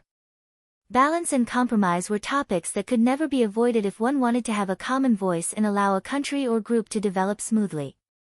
Zhou Mulan was one of the veteran leaders of the giant group, but he was also Zhou Yuanshan's father. In such a sensitive situation, if Su Xinghe failed, Zhou Yuanshan was likely to reach the top in Jiangxia. He was trained as the next leader of the giant group. If Zhou Yuanshan, who was only 36 years old this year, could reach the top in Jiangxia, in the following time, his huge age advantage could make him manage his team better and strive for the #1 position in 20 years. Zhou Mulan's term was less than 3 years away. At this time, if he could push Zhou Mulan up, he would definitely not hesitate. He had given Dongqing Wudi a lot of face by refraining from making a clear statement at the meeting. "Where's Dad?" Bai Qingzhao suddenly asked. After such a thing happened at the meeting, it was impossible for Bai Zhanfang to return to the council yard in Yuzhou.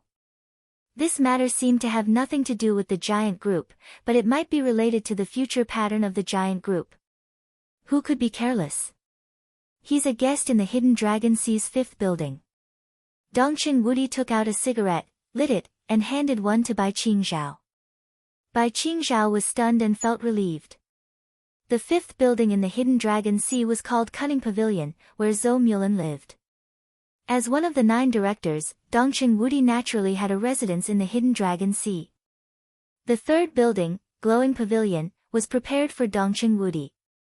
However, Dongqing Wudi spent most of his time in the army headquarters building and rarely went there. Bai Qingzhao pondered. As soon as the meeting ended, Bai Zhanfang went to Zhou Mulan's place. It was extremely important for them to reach an agreement. Your attitude is also very important.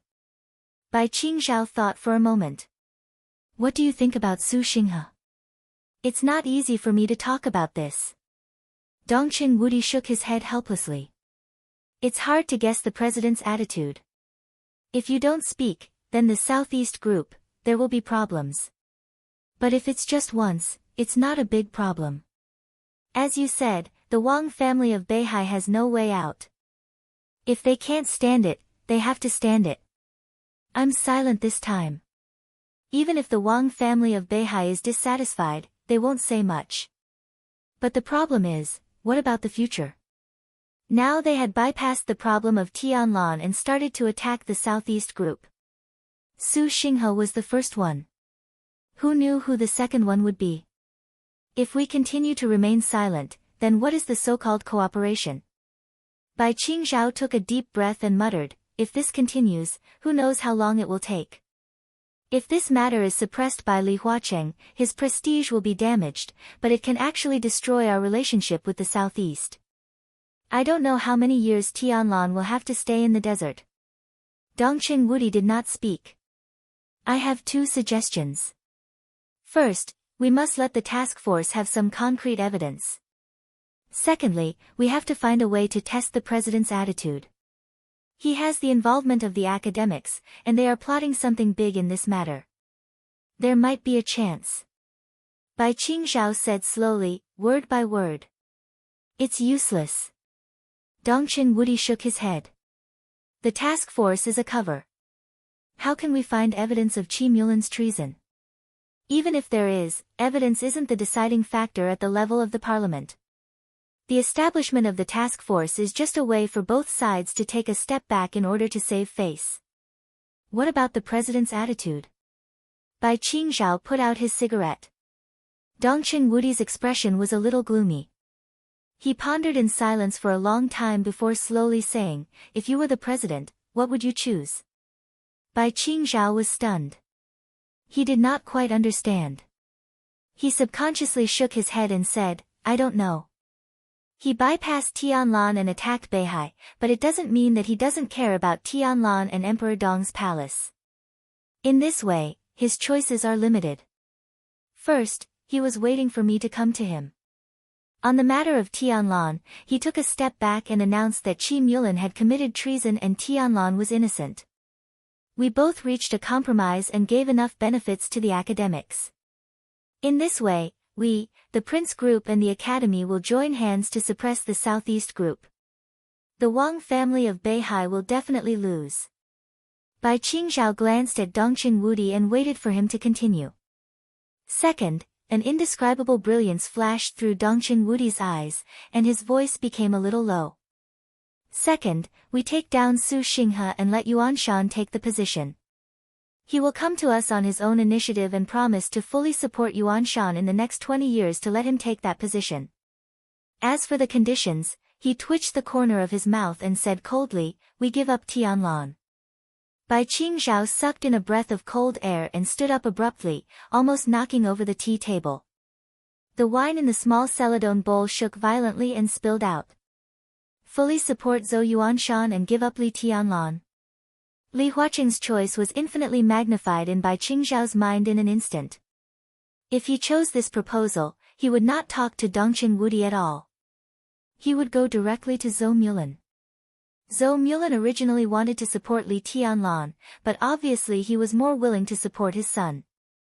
If Li Huacheng promised to support Zhou Yuanshan and asked Zhou Mulan to give up Li Tianlan, in Zhou Mulan's eyes, Li Tianlan would become a stumbling block for Zhou Yuanshan. What would he choose? Bai Qingzhao paced back and forth, suddenly turned around, gritted his teeth, and said, why don't we just support Su Xinghe? Su Xinghe didn't stand upright and was caught by others. How can we support him? He will definitely leave Jiangzhou. It's just a matter of time. If we support Su Xinghe, Yuanshan definitely can't go up. The new speaker of Jiangzhou won't even be from the southeast. Once the people from the academy or the prince group go to Jiangzhou, the situation in Jiangzhou will be more complicated. If something goes wrong in Jiangzhou, Ning Qianqing can't do anything alone in Tiannan. If we want to survive, we can only deepen the cooperation with the Southeast Group, which means that we have to play with the Prince Group and the academics for Beihai. If we lose, what's the benefit if we win? Dongqing Wudi's voice became more and more dull. Bai Qingzhao stopped talking. In the fight within the rules, there would always be some traps. Although he knew it was a trap, he had to get caught in it and couldn't find any way out. At this time, compromise and concession were the only things he could do in the trap. But the key was that in this trap, the giant group didn't even have many choices to compromise. As for giving up Li Tianlan, there was no option. Without this option, the giant group was now trapped. Bai Qingzhao really didn't expect that the counterattack of the academics and the Prince Group would be so fierce. This time, the giant group was almost pushed to the corner. Damn it, this move is really vicious. Bai Qingzhao gritted his teeth and couldn't help but swear. Not really. I just took advantage of the situation. Dongqing Wudi waved his hand. At first, they didn't expect that we would cooperate with the Southeast Group so quickly, so they set up the task force and sent Tianlan to the desert. Now they come back to their senses and make a move. Naturally, they are well prepared. Su Xinghe is difficult. Is there no way at all? Bai Qingzhao didn't want to give up. No. Dongqing Wudi shook his head. He suddenly hesitated and said, there is no effective way, but there are some things that we can try. Where is the entry point? Bai Qingzhao asked. It's on the president. Dongqing Wudi took a deep breath and suddenly said, I'm going to inspect the Beihai Corps in the near future. It's time to have a good talk with Summer Solstice. If the Wang family of Beihai can put down its pride, this matter may turn around. I still don't quite understand. Bai Qingzhao's eyes were a little blank. The president. Dongqing Wudi said slowly, he doesn't have much time. Bai Qingzhao lowered his head and thought for a long time. Then he said with some uncertainty, you mean you want to support the president? No, it's not the right time. It's too early. It's not too early. An old voice suddenly sounded at the door. Bai Zhanfang, the chairman of Yuzhou, walked in and said blandly, the matter about Su Xinghe won't come to a conclusion in a short time. If we can delay this period of time, we can almost take action. Dad. Bai Qingzhao and Dongqing Wudi stood up at the same time. Bai Zhanfang waved his hand and motioned for them to sit down. In terms of position, Dongqing Wudi was a director and could be said to be the leader of Bai Zhanfang, a member of parliament. But at home, as a father-in-law, Bai Zhanfang was naturally the most powerful. Invincible is the right idea. Bai Zhanfang said slowly, in this regard, Qingzhao is still a little worse. No matter how many times I say it, he is still a little worse. It's a matter of structure. In this regard, even Yuan Shan is much better than you. Bai Qingzhao coughed dryly and felt a little embarrassed. He was now a general of Zhongzhou State and the deputy secretary general of the army headquarters. But at home, he was the father. Bai Zhanfang had always said that he was not good at structure and was even inferior to his sister Bai Qingqian. He had heard this many times. The opponent's move this time is very powerful. If you can't resist it, don't resist it. It's better to see what you can do to fight back. Bai Zhanfang took a sip of wine and sighed. In any case, in politics, the initiative is the most important. You can't be led by the nose. That way, you can't achieve anything. They want to deal with the Southeast Group and Tianlan. If you can't stop them, let them do it. If you can't stop them, don't do it. The best way is for them to fight their own battles, and we will fight ours. If you can't resist the opponent's attack, you will definitely lose. If you can't resist it, then change the direction according to your own ideas and fight for the initiative. Only in this way can you have a chance to turn defeat into victory. Bai Qingzhao was silent for a long time before he bowed slightly and said respectfully, Father, you're right. Bai Zhanfang did not speak and ate silently. A lot of things happened tonight, and he needed to think carefully. Dad, do you think my method is feasible? Dongchen Wudi asked seriously. It's necessary to try, and the probability of success is not low. No matter who it is, no matter what position it is, there are some things that can't be let go. Since it's a weakness, it can be used. Bai Zhanfang said lightly. It's just that in this way, the Wang family of Beihai will lose face, and even many plans will be greatly affected. Their future direction will be adjusted because of this. Bai Qingzhao felt a little emotional. Throughout the history of Zhongzhou state, in hundreds of years, it was not enough for the Wang family of Beihai to bow down and bow down. How many times had they taken the initiative to slap themselves in the face? This was even the first time. This is inevitable. In this case, how can they not make some concessions? As for the future direction, they are qualified to adjust the direction after they lose face. I'm afraid that Summer Solstice and even Wang Tianzong have been looking forward to this opportunity to lose face for a long time. This is not a bad thing for them. Dongchen Wudi laughed. This is not good for us. Bai Qingzhao cautiously said, Yi Dongsheng, hey, it's hard to deal with. Bai Zhanfang shook his head and sighed softly, but he did not speak. He had said what he should say. What else could he say? In terms of personal ability, vision, and even quality in all aspects, Bai Qingzhao was at least the best. Bai Zhanfang had always had expectations for his son, but Bai Qingzhao had always been slightly flawed in terms of breadth of mind. He cared too much about immediate gains and losses and lacked some spirit of looking down on the world. Bai Zhanfang had tried hard for this, but he did not get any good response. On the contrary, his daughter, Bai Qingqian, was graceful and generous. Although she was a woman, Bai Zhanfang was very satisfied with her, which could barely make up for his regret. Yuan Shan did a good job tonight. Bai Zhanfang was silent for a while and spoke softly, with undisguised appreciation in his tone. Yuan Shan. Dongchen Wudi was stunned. Did he come to Yuzhou? No, but he called the hidden dragon Sea directly. I guess he will call you soon. Bai Zhanfang laughed softly, and the appreciation in his eyes became more and more obvious. Soon after the meeting, Zhou Yuanshan called Zhou Mulan directly and explained some of his views in detail on the phone. Between father and son, there were many thorough words.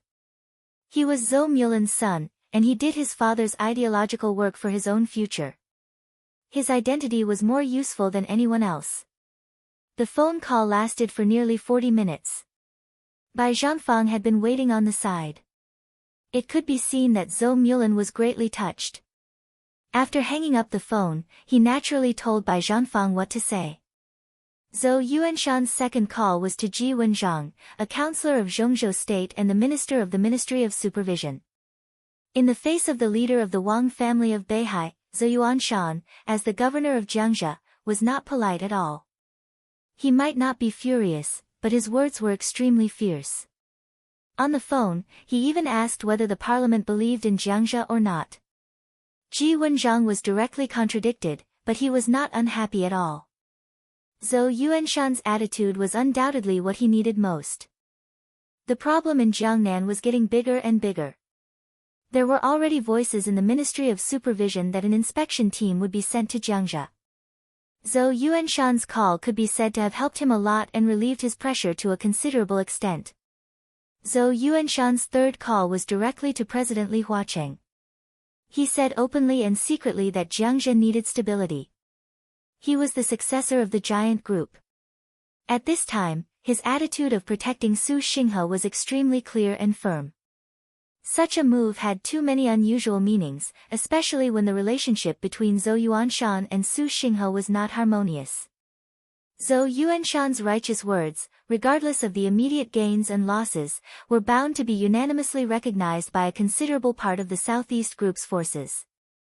After Ji Wenzhang hung up the phone, he called Zhou Mulan and praised Zhou Yuanshan greatly. It could also be seen that the Southeast Group's attitude towards Zhou Yuanshan's call could also be seen. Bai Zhanfang smiled. At this point in time, there was still a long way to go before 20 years later. It was too early to say that there would be a struggle between the giants in the future, and even earlier to say that there would be a presidential struggle in the future.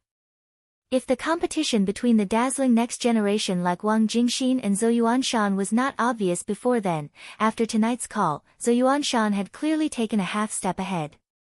Dongqing Wudi poured a small bowl of wine for Bai Zhanfang.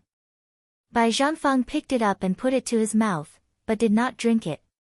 He was silent for a long time before he said again, Yuanshan is good. It's too early to talk about this. Dongqing Wudi said with a smile. Bai Zhanfang glanced at him and nodded. He understood what Dongqing Wudi meant.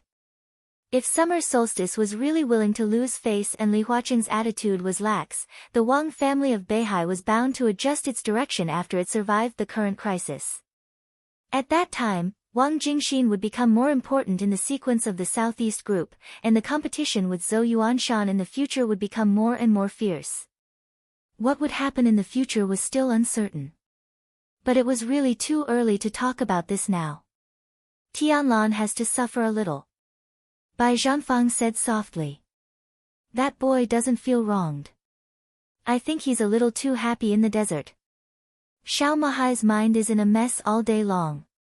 He even took his daughter and sister to prison. I don't know what he wants to do. I'll beat him later. Dongqing Wudi snorted. The corners of Bai Zhanfang's and Bai Qingzhao's mouths twitched at the same time, showing a smile. He's determined to ride on Tianlan's coattails. He can't care about your face now, Minister Dongqing. Dongqing Wudi shook his head, feeling a little speechless. His cell phone suddenly rang. Dongqing Wudi took out his cell phone and glanced at it. His eyes suddenly froze. It was a call from the building of the army headquarters. Did something happen at this time? He frowned and pressed the answer button. The person on the other end of the phone reported something. Dongqing Wudi's face suddenly darkened and became extremely ugly, even a little angry. I'll be right there, he said and hung up the phone directly. What's wrong? Bai Qingzhao asked. It's a meeting of the army headquarters. Come with me. Dongqing Wudi took a deep breath, but he smiled bitterly in his heart. If the capture of a deputy governor of Beihai was a tentative move by the academics and the prince group, then the other side had exposed their real intentions by pointing their sword at Su Xinghe. Dongqing Wudi finally saw the other side's third move under great pressure. Only then did he understand that this was a combination of the other side's moves. It was turbulent, fierce, majestic, and powerful. He had expected the other side's counterattack, but he had never thought that the other side's counterattack would be so fierce. It was early winter on December 1st in Zhongzhou State. When Jiangzhou was in a state of turmoil and people in Jiangnan were in a state of panic, the academics and the prince group, which had not been silent at all, made a move again.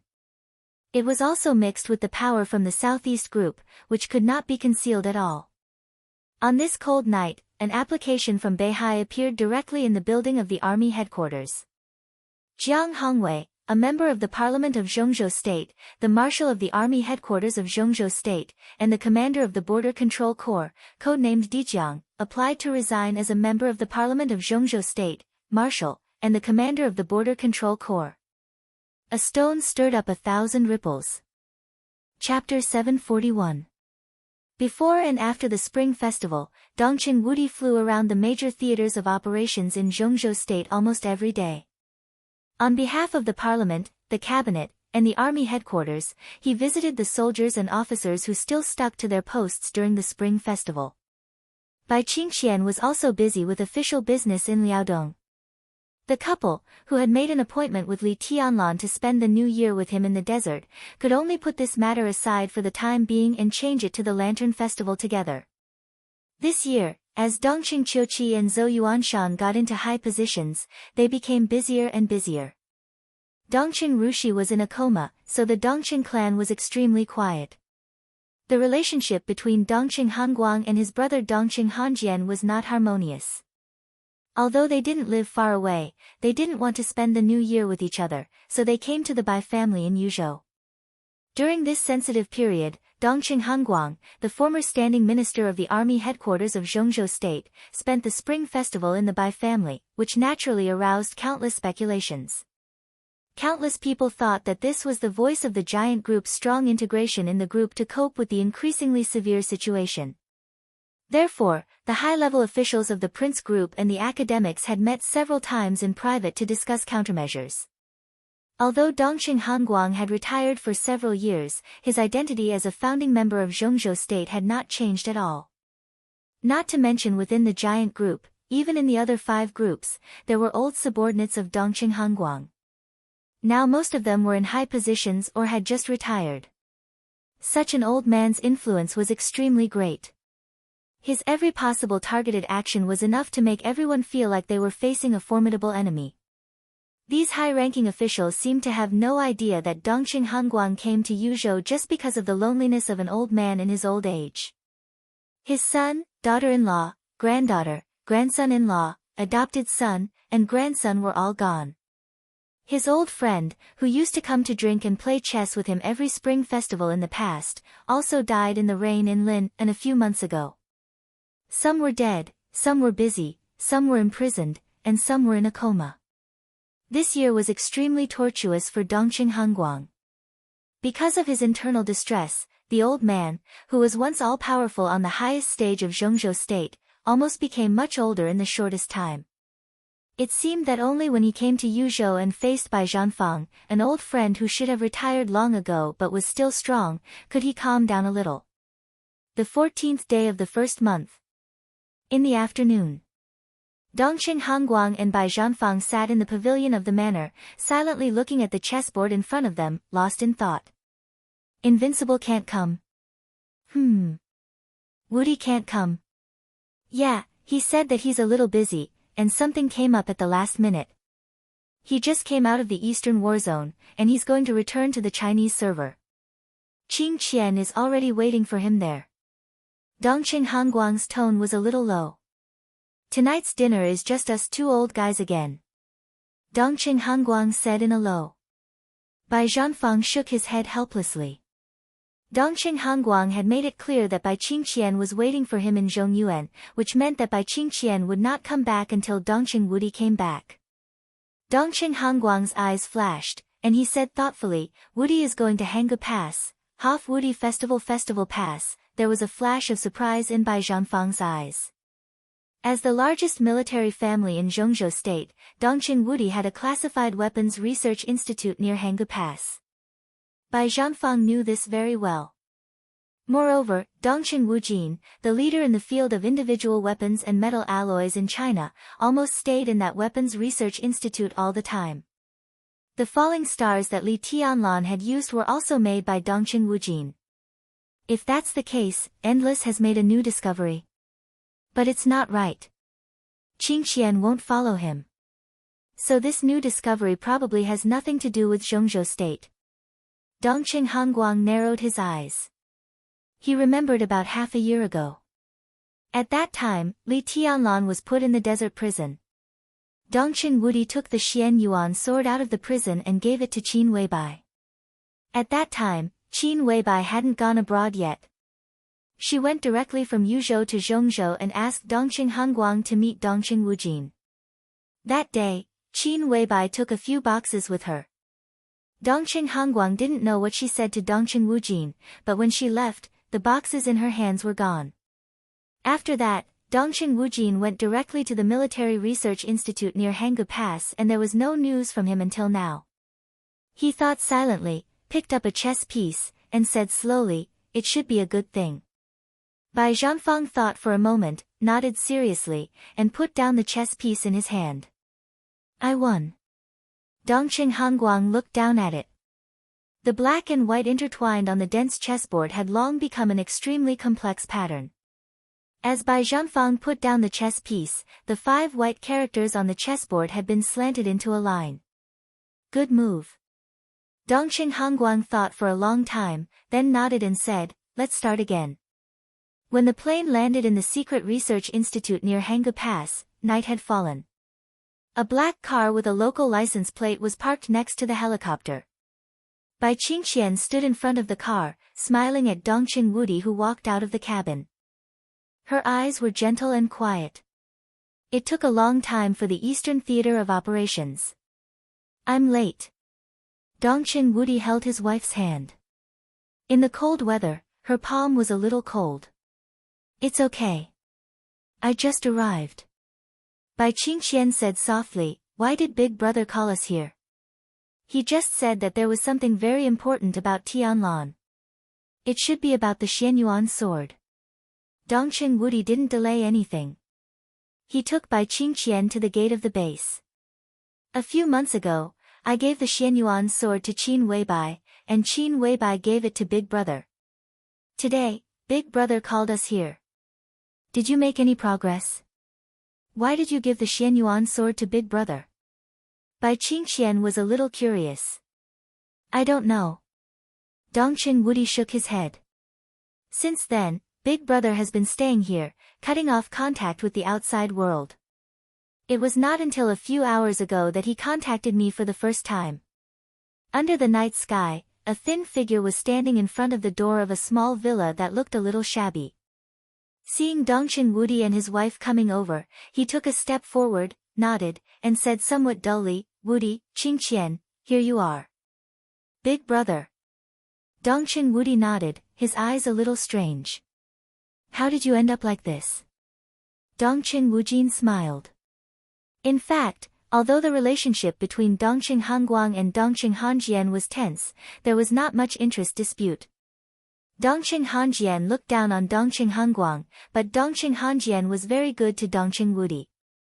Therefore, the relationship between the two old men's descendants was very strong, and there was nothing strange about it. Hey, Dongqing Wujin smiled, a little complacent. In a few months, he seemed to have lost a lot of weight. He used to be a serious scholar, but now he was dirty all over. His beard seemed to have not been shaved for a long time, and he looked a little sloppy. But an unprecedented spirit gathered in his eyes, making him look extremely excited. Come with me. Dongqing Wujin directly grabbed Dongqing Wudi's arm and dragged him inside. As he walked, he said, I'll show you something incredible. Dongqing Wudi was helplessly dragged away. Dongqing Wujin's speed was getting faster and faster. In desperation, Dongqing Wudi simply reached out and held Bai Qingxian's still light body in his arms. Bai Qingxian blushed and gently hammered Dongqing Wudi, but did not refute anything. Dongqing Wudi giggled, and his eyes were a little dazed. Dongqing Wujin did not notice the abnormality behind him at all. He took the two of them into the elevator excitedly. It seemed that because he was too excited, he entered the familiar password twice in a row. Dongqing Wudi was shocked. This secret research base could be said to be one of the most important bases of the Dongqing clan, and its security measures were extremely strict. Once the password was entered incorrectly for the third time, the elevator would self-destruct, and the whole base would explode at the same time. He did not want such an important base to be destroyed because of Dongqing Wujin's excitement. He quickly entered the password, then looked at Dongqing Wujin, who was so happy and unconscious, and asked helplessly, which floor? The second floor underground. Dongqing Wudi said with a smile. Dongqing Wudi pressed the button. As the elevator descended, he said helplessly, what on earth can make you so excited? Dongqing Wujin rubbed his hands and became more and more excited. I successfully dismantled the murderous weapon and recorded most of its data. Murderous weapon? Dongqing Wudi was suddenly shocked. Which one? Not this one. Dongqing Wujin shook his head. Blue sky underworld, falling stars, twilight of the gods, and void divine light. He stretched out 4 fingers and smiled proudly. I dismantled 4 murderous weapons. Cough, cough, cough, Dongqing Wudi seemed to be choked by his saliva all at once. He coughed violently, and his face turned red. 4 murderous weapons? Yes, 4. Dismantled? Dismantled. When can you restore it? Why restore it? It has been dismantled, and it can't be restored. It was dismantled thoroughly. The elevator stopped. Dongqing Wudi, whose face was cloudy, stood in the elevator and stared blankly at Dongqing Wujin, whose face was glowing. So, the elevator door opened and closed. Dongqing Wudi did not dare to move for a moment. He looked at Dongqing Wujin and said expectantly, "So, big brother, now that you have analyzed the data of the murderous weapon, can you mass-produce murderous weapons?" "That can't be done." Dongqing Wujin shook his head honestly. "The murderous weapon is a very special energy source, and there is no way to copy it. But after recording most of the data, I can improve some existing firearms, such as sky attack. Before sky attack, it was very powerful. It can hit the target directly within a distance of 300 meters, and even kill a thunder-shocking realm expert. What about after the improvement? Can it threaten an invincible realm expert?" Dongqing Wudi asked eagerly. Dongqing Wudi looked at him as if he were an idiot and shook his head. "How is it possible?" He smiled and was a little proud. "But after the improvement, the limit distance of sky attack has increased. It can increase by dozens of meters. If it hits the target within 350 meters, it can also kill a thunder-shocking realm expert." There was silence. Dongqing Wudi waited patiently for a while. But Dongqing Wujin had finished. He really finished. "Just a little more distance?" Dongqing Wudi asked incredulously. "Although the distance has increased by dozens of meters, it's very important, okay?" Dongqing Wujin was a little dissatisfied. Dongqing Wudi's heart shook violently.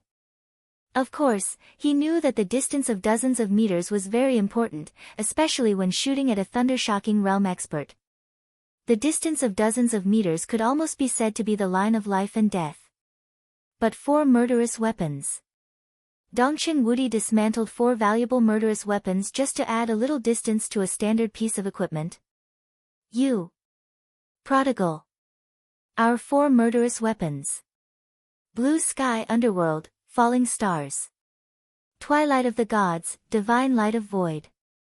2 came from Li Tianlan and the Samsara Palace, and the other 2 were the spoils of the Samsara Palace in Eastern Europe." "For murderous weapons, where are the 4 murderous weapons?" Dongqing Wujin shook his head and said seriously, "There are no more. To be exact, there will be no more 4 murderous weapons in the dark world in the future." Dongqing Wudi's body trembled. At this moment, he really wanted to kneel down. "The 4 murderous weapons. No, the pile of parts that you dismantled, where are they now?" Dongqing Wujin glanced at him and was silent for a moment. Then he said, "They were eaten." I% yen. Dongqing Wudi's expression was distorted. For a moment, all his movements seemed to be frozen. Dongqing Wujin's voice continued to ring in the opening and closing of the elevator. "They were all eaten by the Xianyuan sword." Chapter 742. The Xianyuan sword ate the murderous weapons. This was Dongqing Wudi's first reaction. The Xianyuan sword ate 4 murderous weapons. 4 murderous weapons. Dongqing Wudi, who completely realized what had happened, trembled all over and couldn't believe it. For hundreds of years, murderous weapons had always been national treasures, almost related to the fate of the country. Any country and any superpower regarded them as treasures. What did a murderous weapon mean?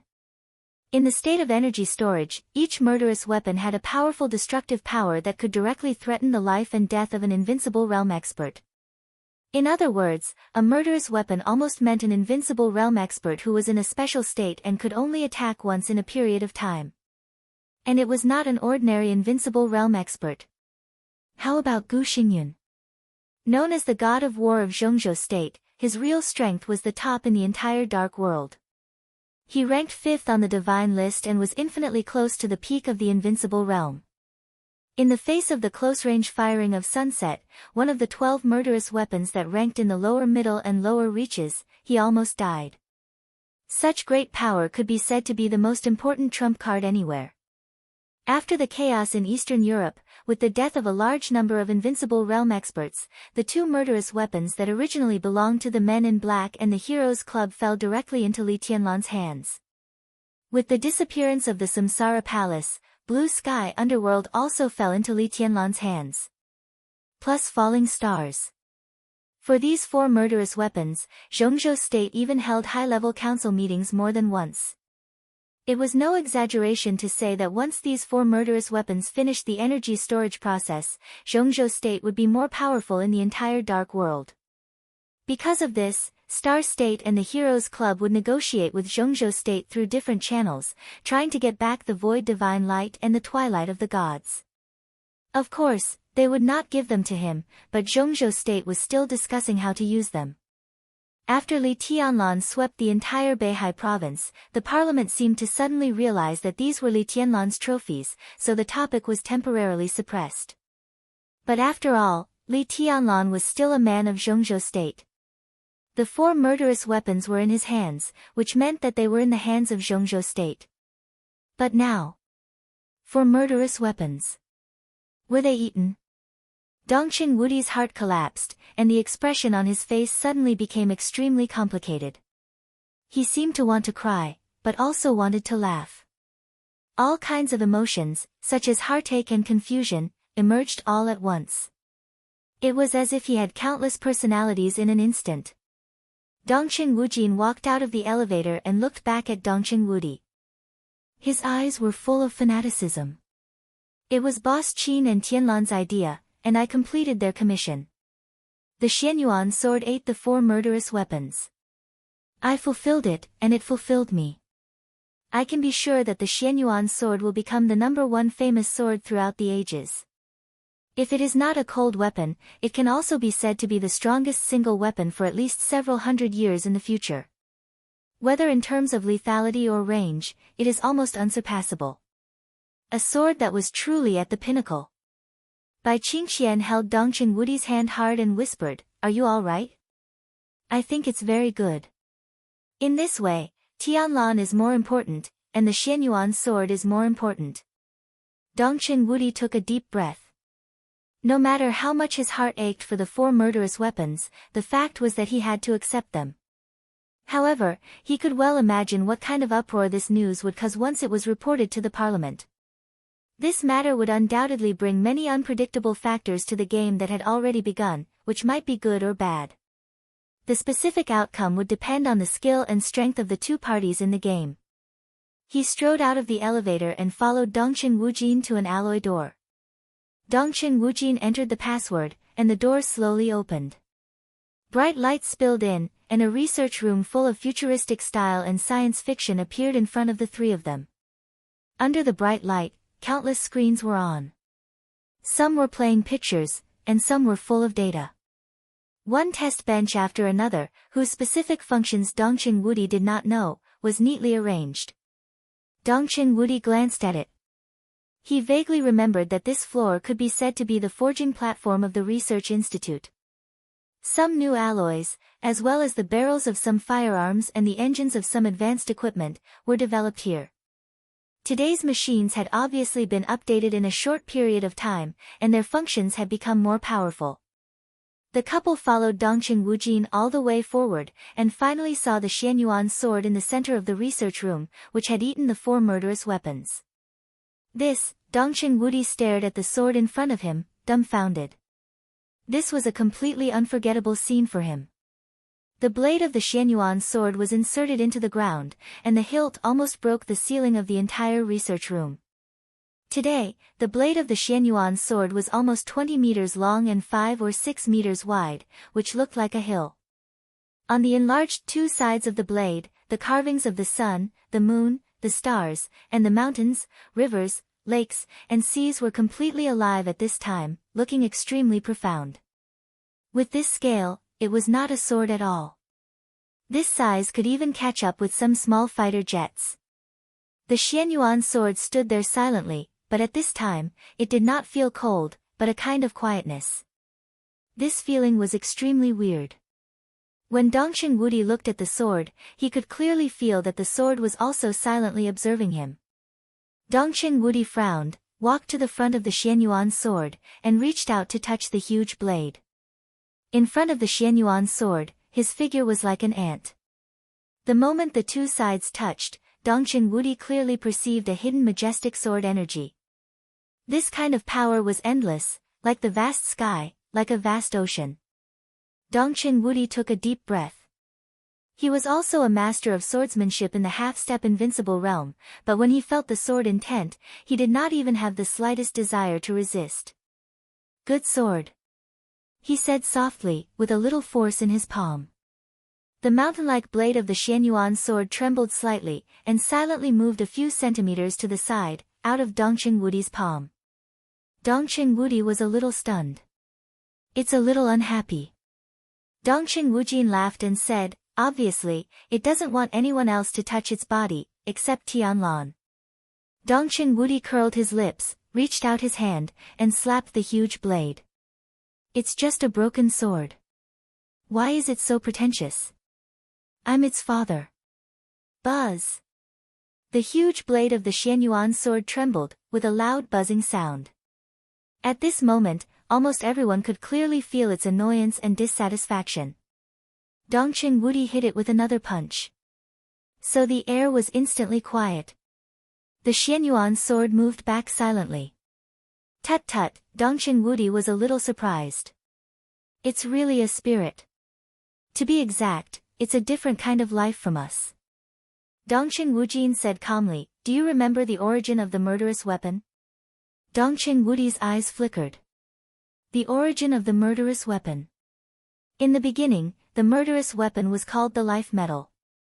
It was a trophy obtained by the Wang family of Beihai and the first god of war of Zhongzhou state after they defeated a formidable enemy. About this, it had always been the top secret of Zhongzhou state.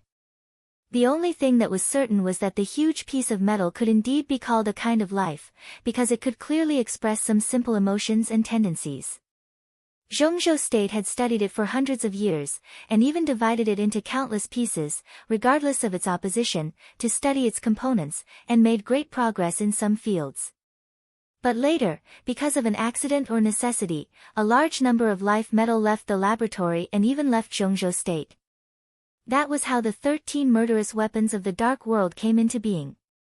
More than 20 years ago, the endless sky collapsed, and only 12 of the 13 murderous weapons were left. If all the metals were gathered together and returned to their origin, then it could indeed be regarded as a life, but not a human being. Life, Dongqing Wudi muttered to himself and shook his head.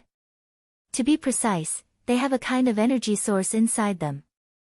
This strange metal is just a carrier of this energy. They can absorb this energy, and when they absorb it to a certain extent, they can emit a kind of shockingly destructive ray. It has super penetrating power and super strong coverage. Zhongzhou state has not figured out what the energy they absorb is and what kind of attribute it has. At present, making them into murderous weapons is the only way, and it is also the simplest, most primitive and most basic way to use them. Dongqing Wujin said slowly, if we can analyze this energy and make full use of it, we may be able to change countless fields in the world. Big brother, do you have a way to further use this energy? Dongqing Wudi's eyes lit up. Not really. I can only say that it's an improvement. Dongqing Wujin shook his head. The source of the life metal is unknown. The most credible theory is that it should be a meteorite from outer space. Research materials are limited, so it's unlikely for us to make full use of them. However, when analyzing the Xianyuan sword, we found that part of the material of the Xianyuan sword is very similar to that of a murderous weapon. It can even be said that the Xianyuan sword is a murderous weapon, but the energy it contains is far more than that of other murderous weapons. Once the two kinds of energy meet, it is almost instinctive to devour each other. So the Xianyuan sword has devoured all the energy of the 4 murderous weapons in the past few months. I went to Mormon's in person and found a way to improve it from the traces of destruction at the scene. What way? Dongqing Wudi asked. Dongqing Wujin hesitated and shook his head. At present, our research on the life metal is still a little limited. I'm not sure about some things. But judging from some traces of destruction at Mormon's, if the sword light at that time is regarded as a blow from a murderous weapon, then the power of that sword can be said to be several times that of an ordinary murderous weapon. It is said that the Xianyuan sword is the core of a sword formation. There are 13 floors and 13 swords. At present, I can't analyze the composition of the other 12 swords, but it is certain that if the 13 floors are regarded as a murderous weapon and that sword is regarded as a blow from a murderous weapon, then it will take at least more than 20 years to accumulate energy. I can't study all their secrets for the time being, so I can only make up for its shortcomings in another way. Dongqing Wudi looked at Dongqing Wujin with a serious look in his eyes. Dongqing Wujin nodded. So I let the Xianyuan sword devour 4 murderous weapons. Its power should not have increased, but the speed of energy accumulation has doubled. In such a short time, you have achieved such results? Dongqing Wudi shook his head. In fact, I didn't do anything. The devouring is the behavior of the Xianyuan sword. The idea was given to me by Boss Qin. Dongqing Wujin said calmly, according to what Boss Qin said, I think so far, I have completed the task to the greatest extent. This sword may be the key to Tianlan's breakthrough into the invincible realm. Chapter 743. Dongqing Wudi quietly looked at the mountain-like Xianyuan sword and remained silent for a long time. The key to Li Tianlan's breakthrough to the invincible realm. If it was really on this sword, no matter how the council viewed it, at least he could completely accept it. At this stage, whether Li Tianlan entered the invincible realm or not was completely different. Judging from the strength he showed now, many people were speculating that as long as Li Tianlan entered the invincible realm, he might not need to stabilize his realm, and his combat capability could reach the peak of the invincible realm. The peak of the invincible realm. Today, in the whole world, there was no one at the peak of the invincible realm in a normal state. What this meant for Zhongzhou's state was self-evident. As for the 4 murderous weapons, it was not wrong or right to exchange 4 murderous weapons for the first divine sword throughout the ages. It was just a matter of choice. The huge body of Xianyuan's sword trembled slightly. Dongqing Wudi glanced at Dongqing Wujin and said softly, Can I take it to the desert now? Wait a little longer. Dongqing Wujin shook his head, hesitated, and said slowly, Now, in theory, this sword can go to the desert by itself. Dongqing Wudi was speechless for a moment. A sword to go to the desert by itself? Hanggu Pass was thousands of miles away from the desert. What did that mean? He didn't ask. He just blinked and said slowly, What are we waiting for? For the final fusion. Dongqing Wujin said calmly, Xianyuan's sword swallowed 4 murderous weapons, and the internal energy is a little conflicting. Look here. He turned and pointed to a huge screen beside him. Countless complex and fine lines appeared on the screen, and rows of data flashed up like running water, dazzling people. Dongqing Wudi and Bai Qingqian looked at it silently, as if they were reading a book from heaven. At present, the size of Xianyuan's sword is its limit state. In the process of swallowing murderous weapons, this state is irreversible. Dongqing Wujin operated the instrument and showed a progress bar. The progress bar had reached 99.57%. Just a little bit more, and it can completely merge with the murderous weapons. At that time, Xianyuan's sword can return to its original state, 3 to 5 centimeters long. Then you can take it to the desert. The last point, will there be any accidents? Bai Qingqian suddenly felt a little nervous, and her dignified face was obviously concerned. I won't. Dongqing Wujin said affirmatively, all accidents have been ruled out.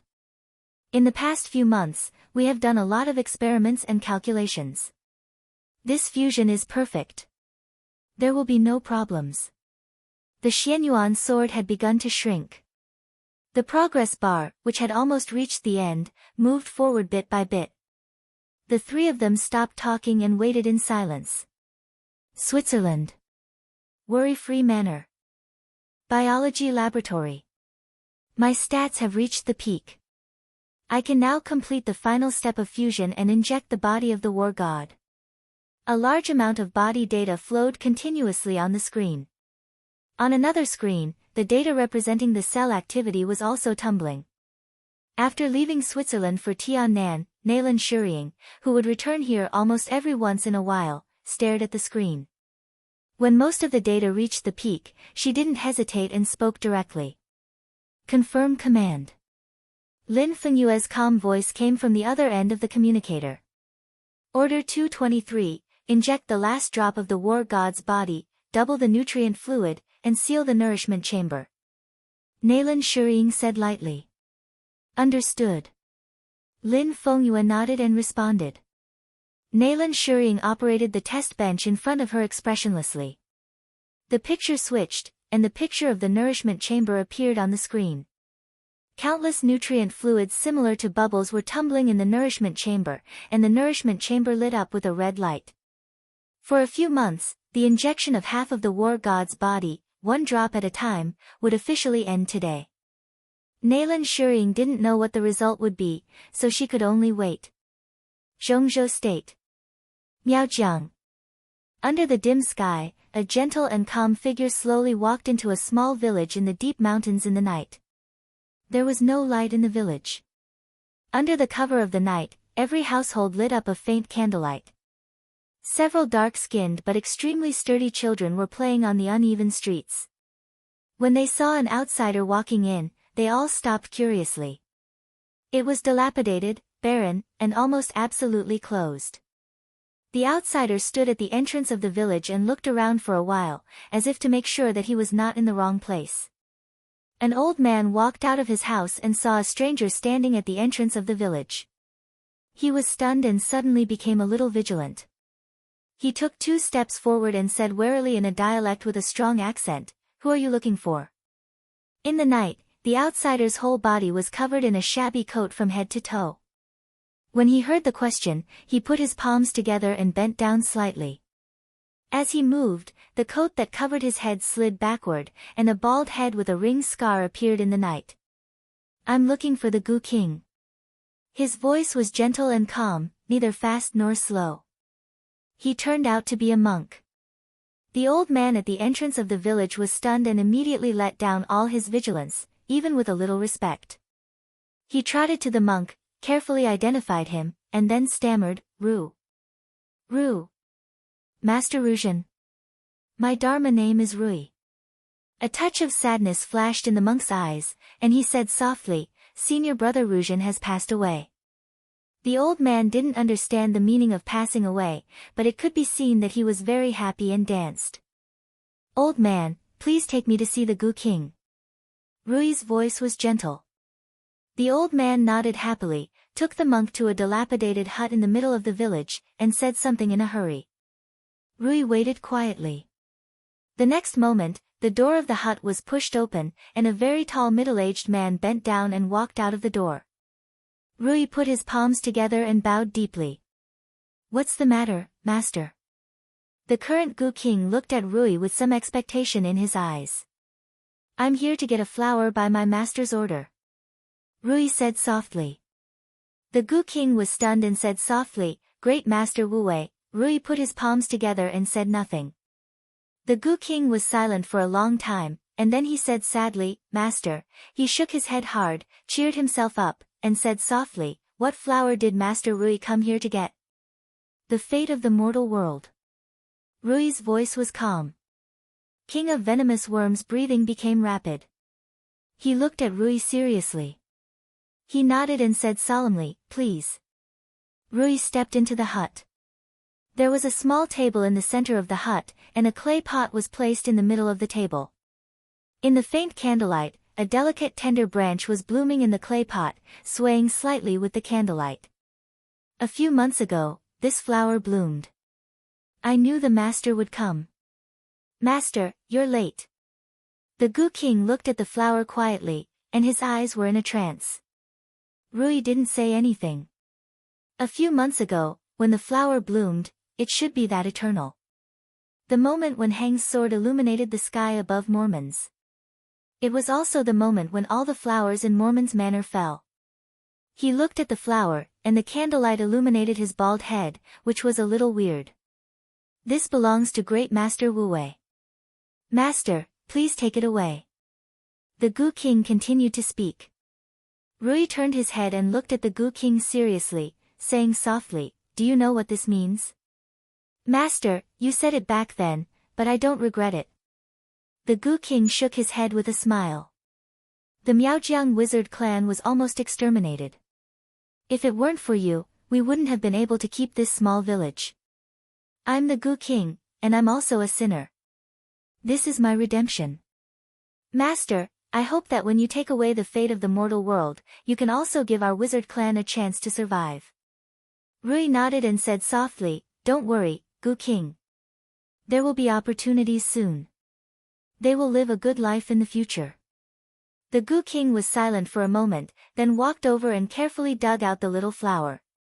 He said in a low voice, That's the best. Zhongzhou State. Golden Autumn Pavilion, Hidden Dragon Sea. Li Huaqing put down the documents at hand, looked at the night outside the window, pondered for a while, and then pressed the call button on the table. A young secretary came in and said respectfully, President. Inform Minister Yi Dongsheng and ask him to come here.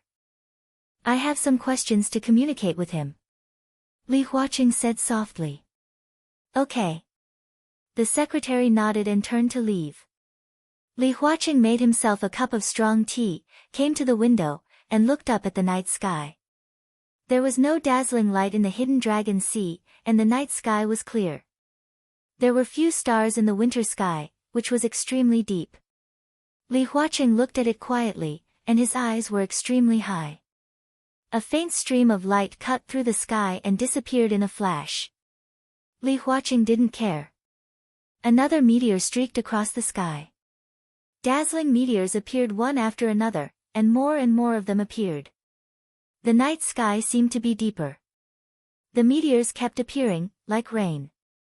Beihai, Mount Dibing, stage of formidable person.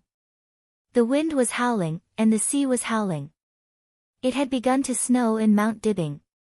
In the silver-white world, summer solstice stood quietly in front of the stone of formidable person, gently stroking the stone that had experienced the vicissitudes of life.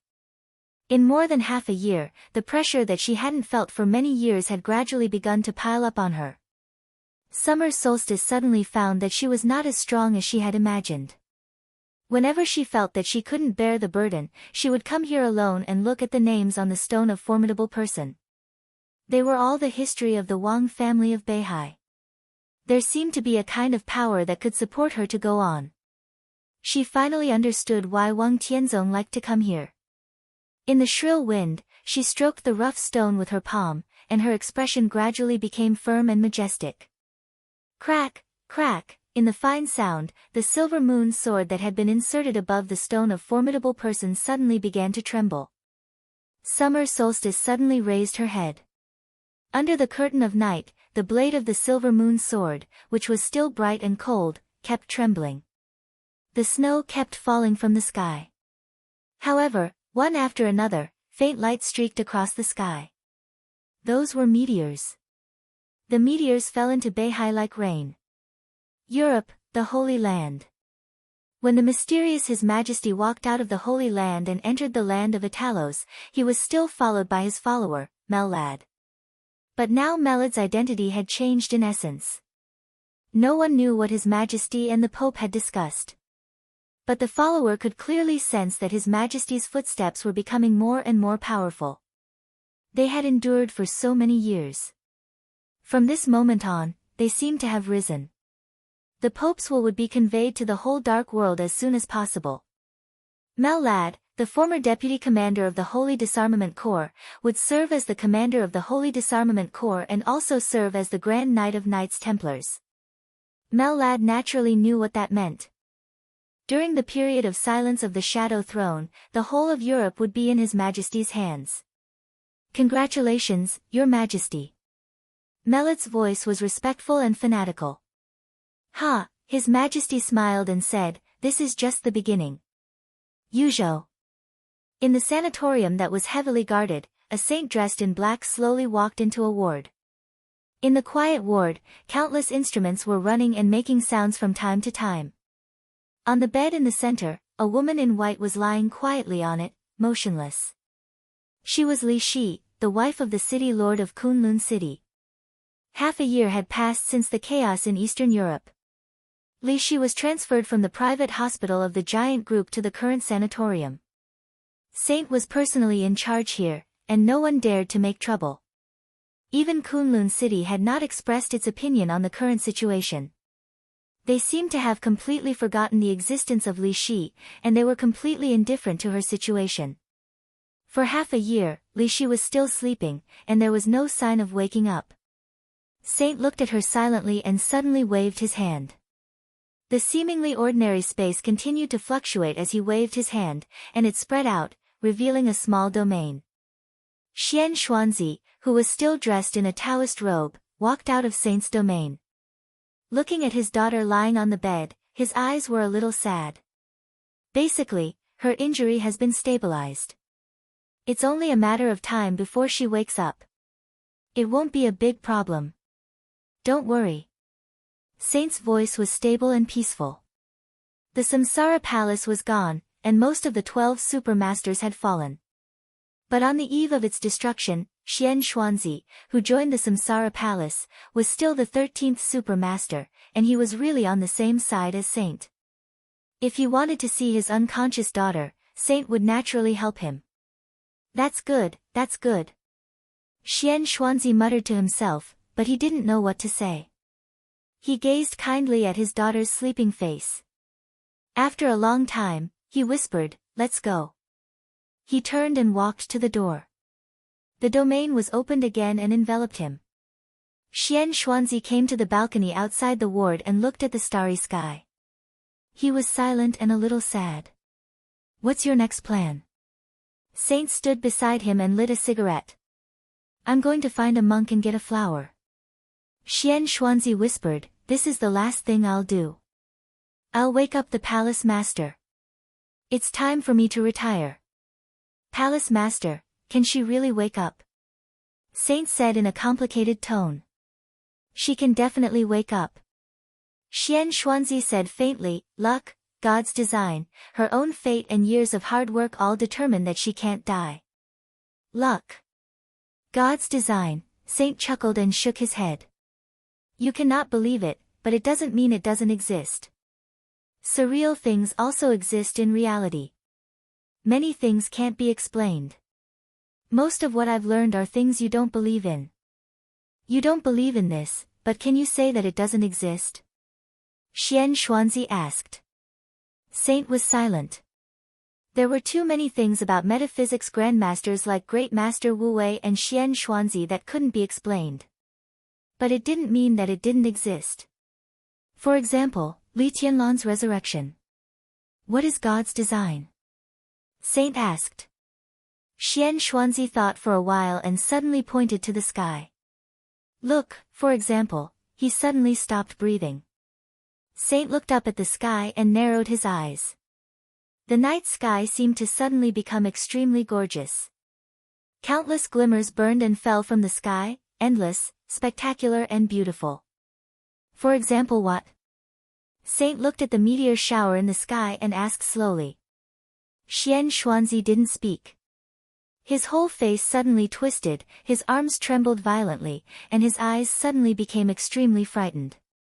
In the base, the Xian Yuan sword, which had been shrinking, finally became that delicate and perfect black sword again. Dongqing Wujin smiled with joy. "Finally, I made it." Boom. The sudden roar drowned all of Dongqing Wujin's voice in an instant. The Xian Yuan sword suspended in the air suddenly burst out an unparalleled strong light, and the whole sword body expanded again. The wild sword energy surged out, filling the entire space of the research room like a wave. Dongqing Wudi, whose face changed greatly, directly protected Dongqing Wujin and Bai Qingqian and retreated quickly. The sword light became brighter and brighter, constantly expanding in the laboratory. Without hesitation, Dongqing Wudi directly left the research room, knocked open the elevator, and rushed out of the ground. The next moment, a strong light appeared over the entire Hanggu Pass. The strong light penetrated the ground and went straight into the sky. An earth-shattering explosion suddenly sounded.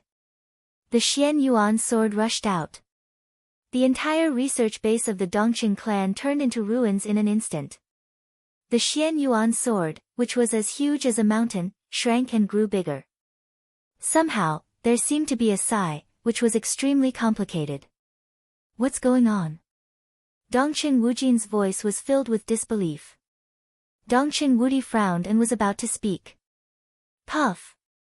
Bai Qingqian's body suddenly went limp, and a large mouthful of blood sprayed directly from her mouth. Forgotten City. With the final injection of the body of the god of war, a large amount of nutrient solution had completely drowned the figure in the nutrition chamber. Qin Weibai stood in front of the nutrition chamber, looking at the faint voice. Her eyes were shining, and her whole person became erratic and strange. I know you can hear me. Her ethereal yet penetrating voice rang out, even if you can't hear anything, you can still hear my voice, right? The nutrient solution was extremely calm.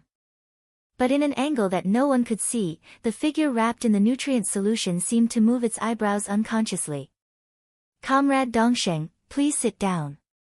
Looking at Yi Dongsheng who walked into his office, Li Huaqing turned around from the window and said with a smile. Yi Dongsheng sat down with a smile and opened his mouth to say something. Li Huaqing said, "What did you say?" Yi Dongsheng was stunned and repeated it again. Li Huaqing's eyes were a little dazed. He could see Yi Dongsheng's mouth moving, but at this moment, he suddenly couldn't hear the voice. The office in front of him was spinning. The meteor outside the window seemed to fall into his eyes. He tried to smile, and his body shook and fell directly in the office. The misty brilliance kept shining in the sky. The blade of the silver moon became brighter and brighter, and the violent vibration almost caused the whole stone of formidable person to tremble. Summer solstice was just about to move, but her whole body suddenly shook. In her body, which she was not aware of, countless vitality seemed to rush out without warning. The remaining vitality in the immortality potion she had taken was suddenly stimulated to the extreme, and a large amount of vitality was constantly repairing the internal injuries in her body. Her foundation, which had been damaged for many years, was almost recovering at a speed visible to the naked eye, and her whole breath was becoming stronger and stronger. His Majesty suddenly stopped and looked around.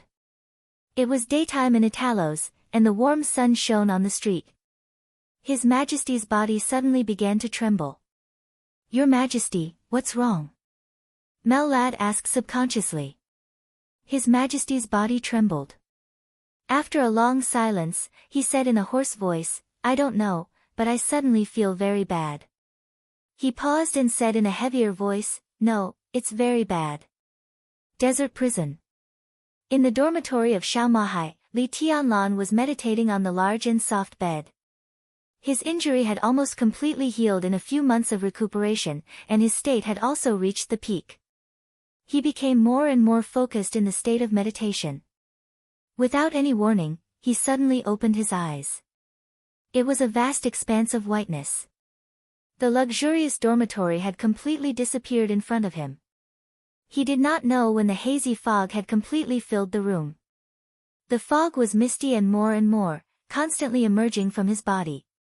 It was the dragon vein that he carried. But suddenly, it seemed to be completely out of control, completely out of Li Tianlan's control. Li Tianlan was startled and subconsciously tried to stand up. But as soon as he moved, he suddenly lost his balance and fell to the ground. An unprecedented weakness completely enveloped him. In the white fog, his body had almost turned into nothingness. Only the vast white fog kept gushing out, more and more, covering everything. The whole dormitory became pure white. Yuzhou. Xian Xuanzi's body was stiff, and his palm was still pointing to the sky. There were more and more meteors in the sky, densely packed. Thousands of them appeared in the night sky, with incomparably dazzling brilliance. Xian Xuanzi's eyes became more and more frightened. Meteor shower? He knew that it was not. He was sure that it was not a meteor shower. In his eyes, the glimmering lights represented the fate of boundless vitality. They streaked across the sky and stirred up everything, turning all the order in the dark into a complete mess. It was impossible to speculate. The fate of countless people was completely scattered. It was as if there were countless forks in the road, densely packed like a maze. Xian Xuanzi opened his mouth. He wanted to say something, but as soon as he opened his mouth, he spat out a large mouthful of blood. Not only his mouth, but also his eyes, ears, and nostrils were full of blood. In the blink of an eye, a large amount of blood had dyed his Taoist robe red, making him look like a bloody man. It suddenly began to snow in Yuzhou City. In the sky full of stars, snowflakes kept falling. It was a heavy snowfall.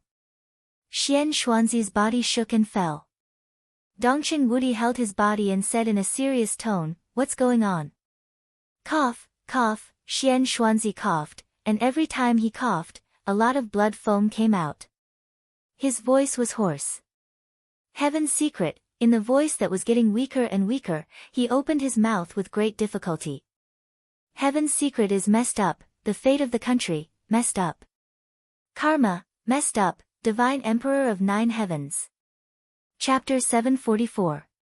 On the 15th day of the first lunar month, it snowed heavily in Linpen. The heavy snow fell from late at night to early in the morning, getting heavier and heavier. The world was silvery white, and the water of the West Lake became clearer. Snow was not common in Linpen, and the West Lake in the snow was even more magnificent. When the snow covered the world, countless citizens had come to the West Lake to play, and the atmosphere was relaxed and leisurely. 2 men, who seemed to be shrouded in clouds and mist, walked quietly in the crowd, calm and indifferent.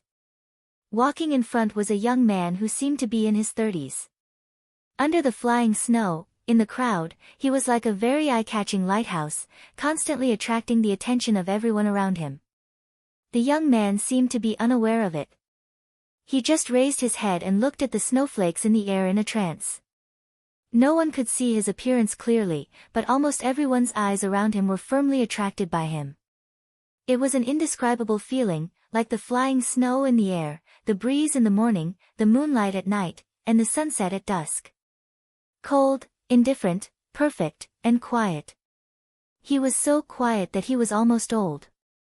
This was unparalleled perfection and elegance. Although no one could see his appearance clearly, everyone who saw him could be sure that this was a perfect man, ethereal and dreamy. The young girls on the West Lake summoned up their courage and came over almost in waves. Even if they couldn't get his contact information, it was good to talk to such a man, but no one could get within 3 meters of him. The young man was silent. The man who followed him with a respectful face stood up to stop them when necessary, like the most dutiful bodyguard. Strictly speaking, the bodyguard was also a rarely seen handsome man. He was 1.9 meters tall and of mixed Eurasian descent. His posture was straight and his appearance was extremely handsome. However, his aura was too gloomy and cold. With a sweep of his eyes that were like cold stars, most of the girls who were rushing over were so scared that they stopped in their tracks. More and more young women rushed over, almost never stopping. Most of them could be stopped by the bodyguard with his eyes, but there were always a small number of strong women who would not be frightened. Whenever this happened, the bodyguard would quickly step forward 2 steps and block the girls who rushed over. He did not speak and just moved forward. He repeated this process over and over again, without the slightest impatience. Gradually, there were more and more women behind them, and the scale was getting more and more spectacular, forming a very unique scenery on the West Lake. The bodyguard seemed to be a little impatient. The corner of his mouth moved, and he said hoarsely, "Your Majesty, should I kill these reckless women?" The man who had been watching the snowflakes in a daze shook his head and chuckled. "Forget it." His voice was calm, indifferent, and magnetic. The 2 walked to the shore and stood under a willow tree. Suddenly, the young man said, "Your Majesty, this is the first time. My master took me away from here when I was a child, and this is the first time for me to come back. It's been more than 30 years. The bodyguard, who had an incomparably cold and dangerous aura, was unusually docile beside the young man. Upon hearing his words, he bowed slightly and whispered, "Your Majesty, do you want to go to the broken bridge to enjoy the snow of the West Lake of the mountain? I of is day. Of lake. Of time of day. Of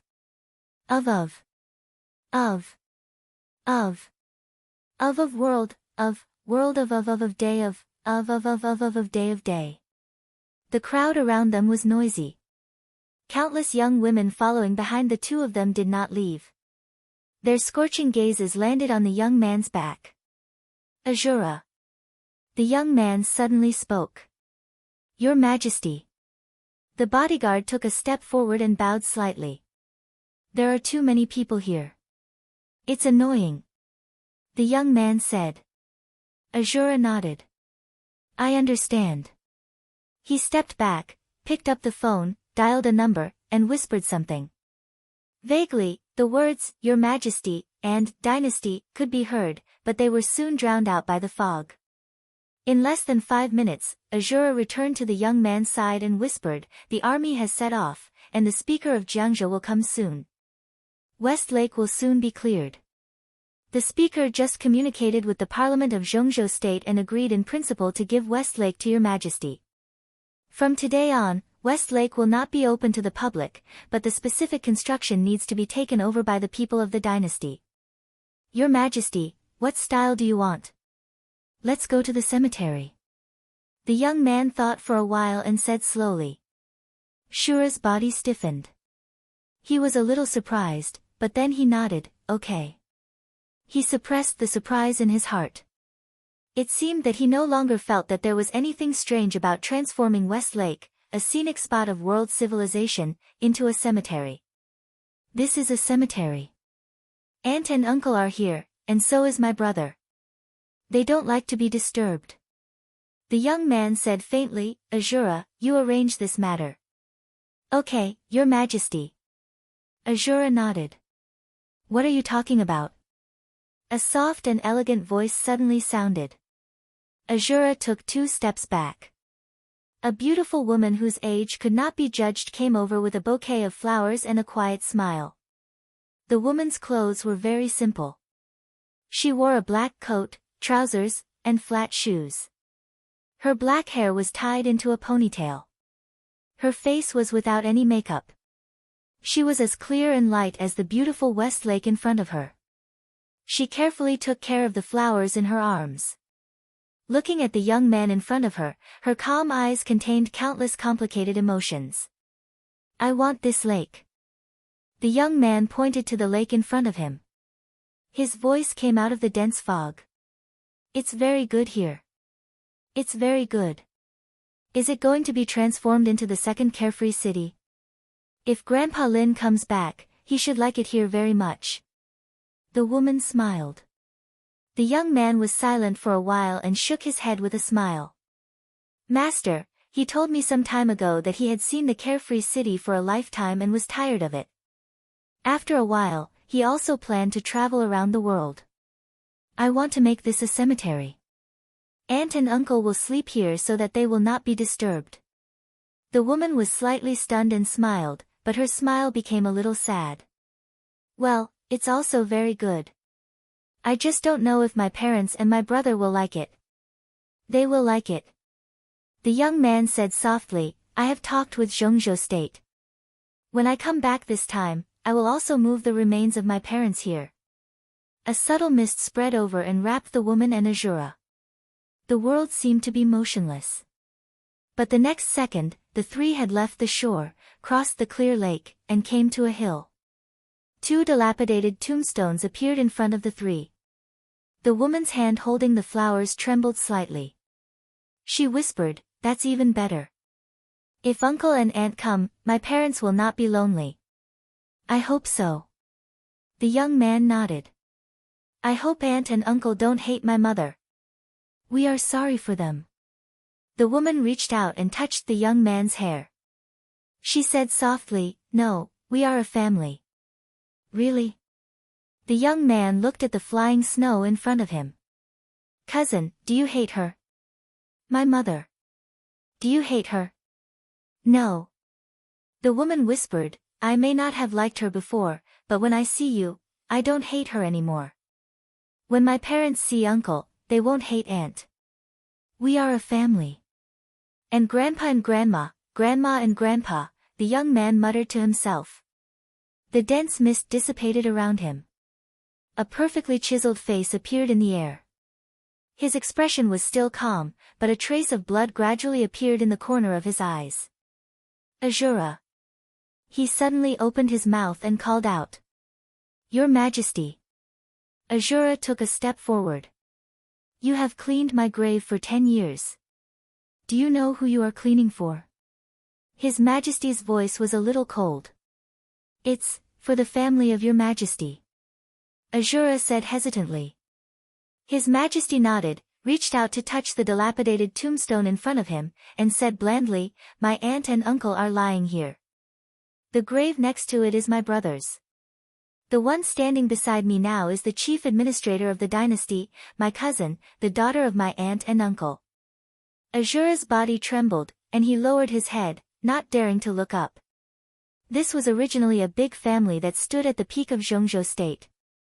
Azura, why is it like this? His Majesty whispered to himself in a confused tone. Azura's body trembled more and more severely. With a thud, he knelt on the ground, still not daring to speak. At this moment, he was not a super expert who was famous in the dark world and was about to break through the peak of the invincible realm. He was just an ordinary person who did not know what to do in fear and trepidation. Because of my father, His Majesty smiled softly. Do you know that my father was the heavenly son of that era? Everyone thought that he could lead the family to a new height. He unconsciously stroked the tombstone with his palm and whispered, just when he was closest to success, he failed. My grandfather. His voice was still calm, but the temperature between heaven and earth was getting lower and lower. He was the most famous marshal in Zhongzhou State back then, and even the most famous marshal in the world. He fought hundreds of battles in his life and never failed. No marshal in the world was his opponent. He was a hero all his life. The day after my father failed and died, he took a military plane from the border to Yuzhou, but he died in an air crash. His body has not been found until now. Azura's body crawled down and he did not dare to move. These things might have nothing to do with him, but His Majesty was obviously in a bad mood now. In the past few years, more than one invincible realm expert had died in His Majesty's anger, including an expert at the peak of the invincible realm. Although he was His Majesty's henchman, he did not dare to be too relaxed at this time. My grandmother could have become a member of parliament in Zhongzhou State. As soon as the news of my father's death came, the news of my grandfather's death came. She quarreled with my grandfather for many years because of my father. After the news came, she vomited blood and fell into a coma. When she woke up, she went completely crazy and died in a mental hospital in the spring of the next year. My uncle was the speaker of Jiangxia. After my grandfather's funeral, he was hit by a car and died on the road as soon as he left the scene. The wind stopped. In an instant, the flying snow tens of thousands of meters above the entire West Lake froze in the air. The extreme coldness spread out with the hill as the center. The army that was ready to clear the West Lake had not arrived yet. The tourists by the West Lake rushed home in a hurry in the extreme cold. My aunt was reported for corruption and bribery. Everything that was reported was unreliable, but some people believed it. She sent my cousin to a friend's house and was thrown into prison. When she was sent to prison, she was 8 months pregnant. My brother was born in prison. On the second day of his birth, it was said that all the bones in his body were crushed. How old was the child? Ha, ha, ha, ha, ha, ha, he cried in prison all day. All day. My aunt knelt down and begged the prison guards to let her take the child to the hospital, but no one paid attention to her. On the night my brother died, my aunt also died in prison. The woman in front of the tombstone put down the flowers and covered her mouth, not daring to cry out loud. Maybe there was another aunt. I don't know if she counted. After my father's accident, she jumped from the highest building in Huading. Her body was long gone. Do you know what happened next? Later, my mother found my cousin and hid me and my cousin, and then... Oh, sorry, I shouldn't have said this. Azura, do you know the reason for all of this? It's the death of your Majesty's father. Azura said in a hoarse voice. He didn't dare not answer. It's true. His Majesty nodded. Do you know why my father died? Azura really didn't dare to answer this time. He naturally knew the answer. Almost everyone in the Dark World knew it. But since the establishment of the dynasty, no one dared to talk about this topic. Those who dared to talk about it were all dead. His Majesty said it himself, because when my father was closest to success, my mother killed him. For me. She killed my father and put the whole family beyond redemption. That silly woman. Later, she gave birth to me and found my cousin. It seemed that she accompanied me for a while, but I don't remember. Then, she went to find someone to avenge my father. Well, she was the murderer. She took away my father's sword and almost killed most of the people related to my father's death. She herself also died with the enemy in the final battle. During that time, my cousin and I stayed alone in Huading. My cousin was only 5 or 6 years old at that time. She had to find some clean food for me to eat when she went out to pick up garbage. At that time, we were like 2 stray dogs that could be pinched to death at any time. Later, my master looked for us for a long time before he took us back to the City of Happiness in Switzerland. So many years have passed. The Dark World has been talking about that year, and I have also been studying that year. Many times, I want to ask why. If someone could have mercy, the whole situation would not have been like this. But there were too few people involved in that year. Until a few days ago, I met the Emperor of Huawu. My sword was on his neck, and I asked him why. Do you know how he answered? His Majesty laughed. He said it didn't matter. Because it's not important, I slashed him more than 3,000 times with my sword. I also killed his entire family of 14 and his 3,000 cherry blossom guards. Since he doesn't think that what happened in the past is important, then what I do now shouldn't matter. It really doesn't matter. His Majesty muttered to himself like a calm madman. After all, no matter what I do, those who deserve to die are those who don't deserve to die. He patted the tombstone. They're all dead. But is it over? His Majesty turned around and looked at Azura kneeling in front of him. Tell me, Azura, is it over? Of course it's not over. Azura suddenly raised his head, his eyes blood red. And the Wang family of Beihai. I just received the news that Xiao Tian has officially destroyed the Xinwu Corps in Africa and destroyed all the industries of the Wang family of Beihai in Africa.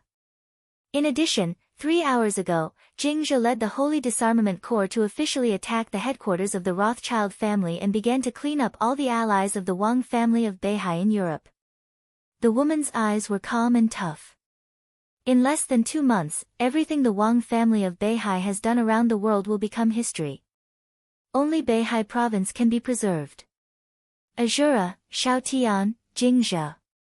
They were the 3 experts at the peak of the invincible realm in the dynasty, and they were the 3 experts who were close to breaking through. There was only one such expert in the Wang family of Beihai, and he was in a very special state. The woman suddenly wanted to appreciate the desperate expression of the hostess of the Wang family of Beihai at this time. I don't allow Beihai province to continue to exist. His Majesty was silent for a while and said slowly. But the current president of Zhongzhou state has a very close relationship with the Wang family of Beihai, and Senior Lin, the woman hesitated. I'll talk to Master. His Majesty said blandly, as for the president, he has no time. When he retires, I'll let the Wang family of Beihai and the 7 sword-holding families kill everyone. The woman's eyes lit up slightly. Azura's face turned red, and his face was full of ferocious killing intent. Let the Wang family of Beihai kill everyone. A few days ago, there might be people who questioned the authenticity of this sentence. But now, when the whole dark world was trembling under the sword of the dynasty, no one dared to question all this. The reason for this change was not because of the 3 experts at the peak of the invincible realm in the dynasty. It was because of His Majesty in front of him. His Majesty was invincible. In one day, he traveled thousands of miles and killed 14 emperors at the peak of the invincible realm, but he himself had no supreme power. Several figures appeared on the path at the foot of the mountain. A small group of well-dressed people, who were no longer young, stood on the mountain road. They were a little hesitant and seemed to be afraid to come up. Is it the speaker of Jiangxia? His Majesty raised his eyebrows. I'll go and have a look. The woman smiled and turned to go down the mountain. The speaker of Jiangxia immediately smiled, trotted over, and bowed repeatedly.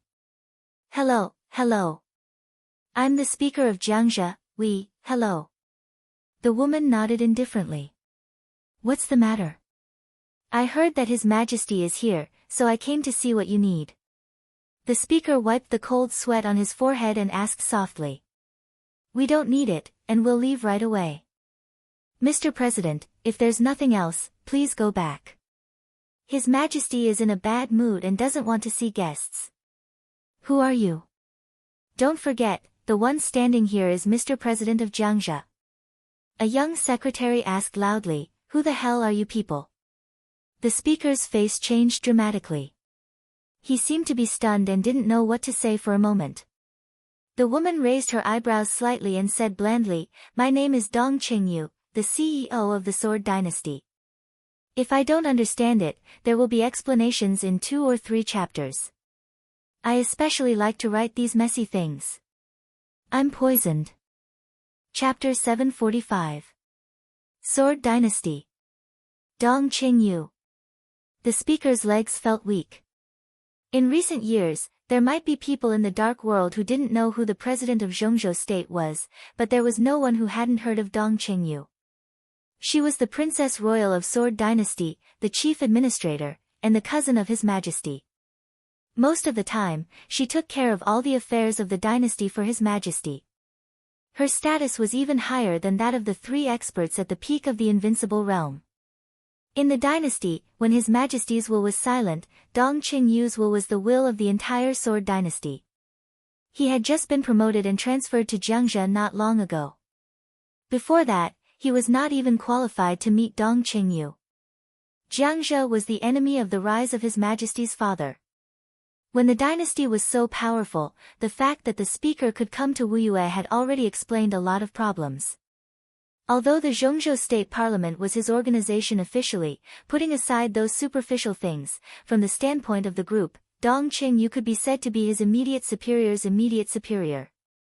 The speaker didn't expect that his newly elected secretary would have the guts to offend Dong Qingyu. This wasn't loyalty at all. It was stupidity. The chairman's mind was in a mess for a moment. Before he could speak, the secretary mumbled subconsciously, What the hell is the Sword Dynasty? Swish. The frozen snow in the air suddenly fell. The speaker felt dizzy. He didn't even feel that he was moving. However, all the people he brought here crossed the mountain road and came to the 2 old tombstones. A calm and indifferent gaze that looked kind but actually had no warmth fell on him. The perfect face of a man appeared in front of the speaker. The speaker felt dizzy for a moment. His Majesty's voice rang out slowly. Sword Dynasty is mine. Plop. The speaker's knees went weak. He knelt on the ground. His face was pale and his voice trembled. Your Majesty, he was the speaker of Jiangxia. In the entire Zhongzhou state, he was a bigwig with a high position and power. He should not be so spineless. However, the person he was facing now really had an irresistible power in today's world situation. Sword Dynasty. The strongest power in the dark world. Or, it was the only power in the dark world. Being the only one meant that everything would be unified. It was a dynasty that really occupied the dark world and affected the world structure. In one day, he traveled thousands of miles, traveled to 6 European countries, and killed 14 experts at the peak of the invincible realm. The heavenly emperor Huawu, who was a half-step heavenly talent, the holy war angel of the Vatican, the queen of shadows of the throne of shadows, for many years, the names that had shone in the dark world were dim. The superior of the invincible realm was killed by his sword. They were all ants. But the dark world did not wither. Instead, it became more and more glorious. Countless rays of light had gathered on His Majesty. His martial arts were matchless, and his radiance was boundless. He was not a great man. Tyrant, dictator, arrogant, cold-blooded, ruthless, cruel, crazy, suspicious, temperamental, bloodthirsty. Almost all the negative words could be used on him. Even some of his own people couldn't find any point to refute. Except for Dong Cheng, he didn't trust anyone. In the 11 years since the establishment of the Sword Dynasty, there had been 9 masters of the Invincible Realm and 3 at the peak of the Invincible Realm, excluding His Majesty. There were only 6 Invincible Realm experts left in the Sword Dynasty. 3 of them didn't die in the hands of the enemy, but in the hands of the temperamental His Majesty. He was like a madman completely immersed in hatred, wantonly squandering his sword radiance and power, killing the whole dark world. Every day, countless people cursed him to die a horrible death and be struck by lightning. But no one and no power could stop him from moving forward.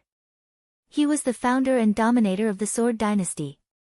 He was the chosen one of the Dark World. He was the saint of the Lin clan. He was the sword god, Li Dongcheng. Who told you to kneel down? Looking at the speaker kneeling at his feet, Li Dongcheng narrowed his eyes slightly. Your Majesty, it's my fault. The chairman's entire body was covered in cold sweat. He really did not have much confidence. The rise of the Sword Dynasty was bloody and cruel. The number of people who had died at the hands of His Majesty, the Sword God, was in the double digits. As a chairman, he really did not think that his identity could protect him. You are the speaker of Jiangxia. Since you can stand here, you are one of my people. Li Dongqing said blandly, don't my people have bones? Stand up, I don't need slaves, just a few of them are enough. He stretched out his palm. Azura bent down at the right time and let Li Dongqing's palm fall on his head. His face was full of fanaticism, and his eyes were filled with glory from the bottom of his heart. The speaker stood up tremblingly, his body shaking slightly. Stand up. Li Dongqing said blandly, you are a member of the dynasty. You don't need to be afraid of anything. Remember, when you contribute to the dynasty, the Sword Dynasty will also support you. Yes. The speaker finally straightened his body and focused his eyes on the legendary majesty in front of him. Li Dongqing was silent for a while, then slowly turned around. He glanced at the tombstone in front of him and knelt down. Azura, Dongqing, the speaker, and the high-level officials of the Jiangxia provincial government all knelt down with him. It was snowing heavily. Li Dongqing kowtowed 3 times seriously, then stood up and said, let's go. The speaker straightened his body and blinked. A dense mist rose up. The 3 giants of the Sword Dynasty had disappeared. The world was empty, only the falling snow. The frozen snow above the West Lake slowly fell. The sudden chill had already dissipated. In the hazy fog, Li Dongqing slowly walked out of the fog and sat in a black Rolls-Royce. He and Dongqing sat in the back. Azura sat in the front passenger seat. Airport. Li Dongqing said. He leaned back on the seat and turned his head to look at the snow outside the window. He didn't say anything else. The Rolls-Royce slowly moved forward, not too fast nor too slow. Dongqing opened a PDA and entered the Sword Dynasty's virtual conference room. She began to deal with the daily affairs of the dynasty. She saw a message and a few communication requests. She slightly raised her eyebrows and made a sound of surprise. Dongqing. She chuckled. Princess Alice of Navia has followed you here. She tried to contact you 12 minutes ago, but the communication was rejected by the system. She then sent 3 emails. 2 of them were apologies, and 1 of them was hoping to meet you. Tell her to scram. Li Dongqing looked at the snow outside the window and said indifferently. Dongqing's smile slightly stiffened and she asked doubtfully, why?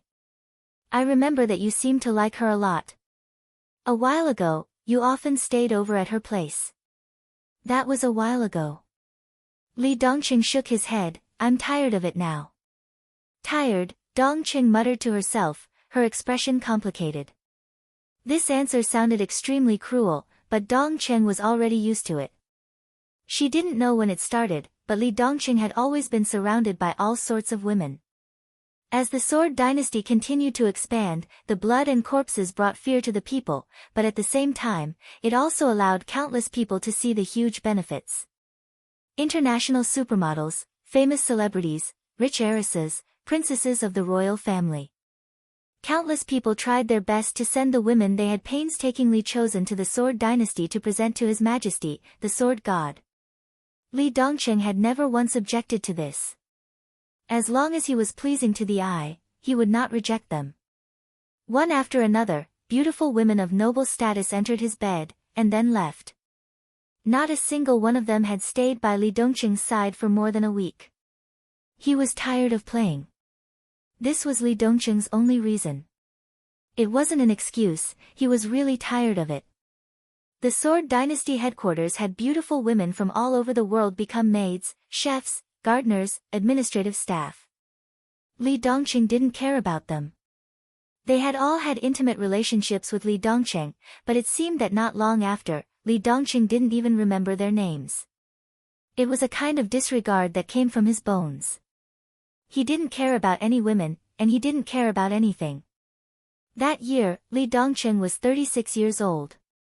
He didn't get married, he didn't have children, he didn't have a girlfriend. He had the biggest dynasty in the dark world, but he didn't care about it. His life was only about martial arts. He was known as the Sword God, but ever since he entered the invincible realm, he had even abandoned his sword. In Dong Cheng's heart, this cousin of hers, who was already truly invincible, had always been a person with nothing. He didn't care about anything, and even instinctively hated this world.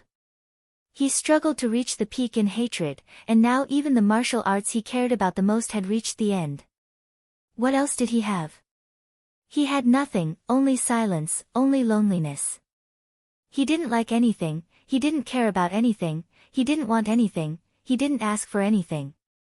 This was the most boring person, and also the scariest. His life seemed to be just a simple one, and he had turned his life into the most meaningless state. Dong Cheng.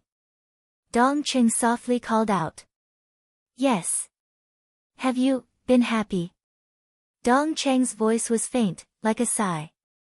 Li Dongqing was silent for a while, then the corner of his mouth slightly raised. That's not important. Then what's important? Dong Qing subconsciously raised her voice. Li Dongqing's gaze moved from the snowflakes outside the window to her. Dong Qing quietly stared at him, her face red. Cousin is angry.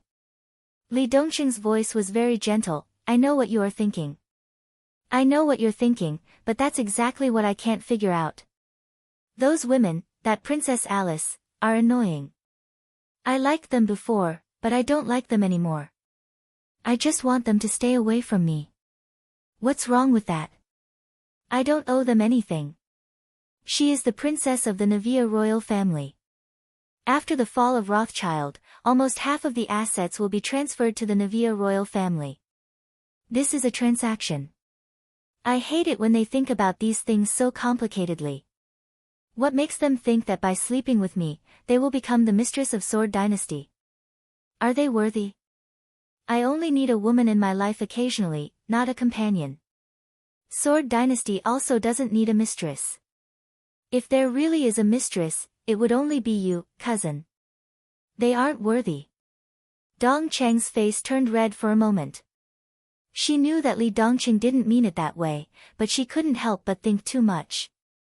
She squeezed the computer in her hands, her eyes dazed, and shook her head. The Navia royal family has a lot of influence in Europe. If you reject Alice, it might cause some negative effects.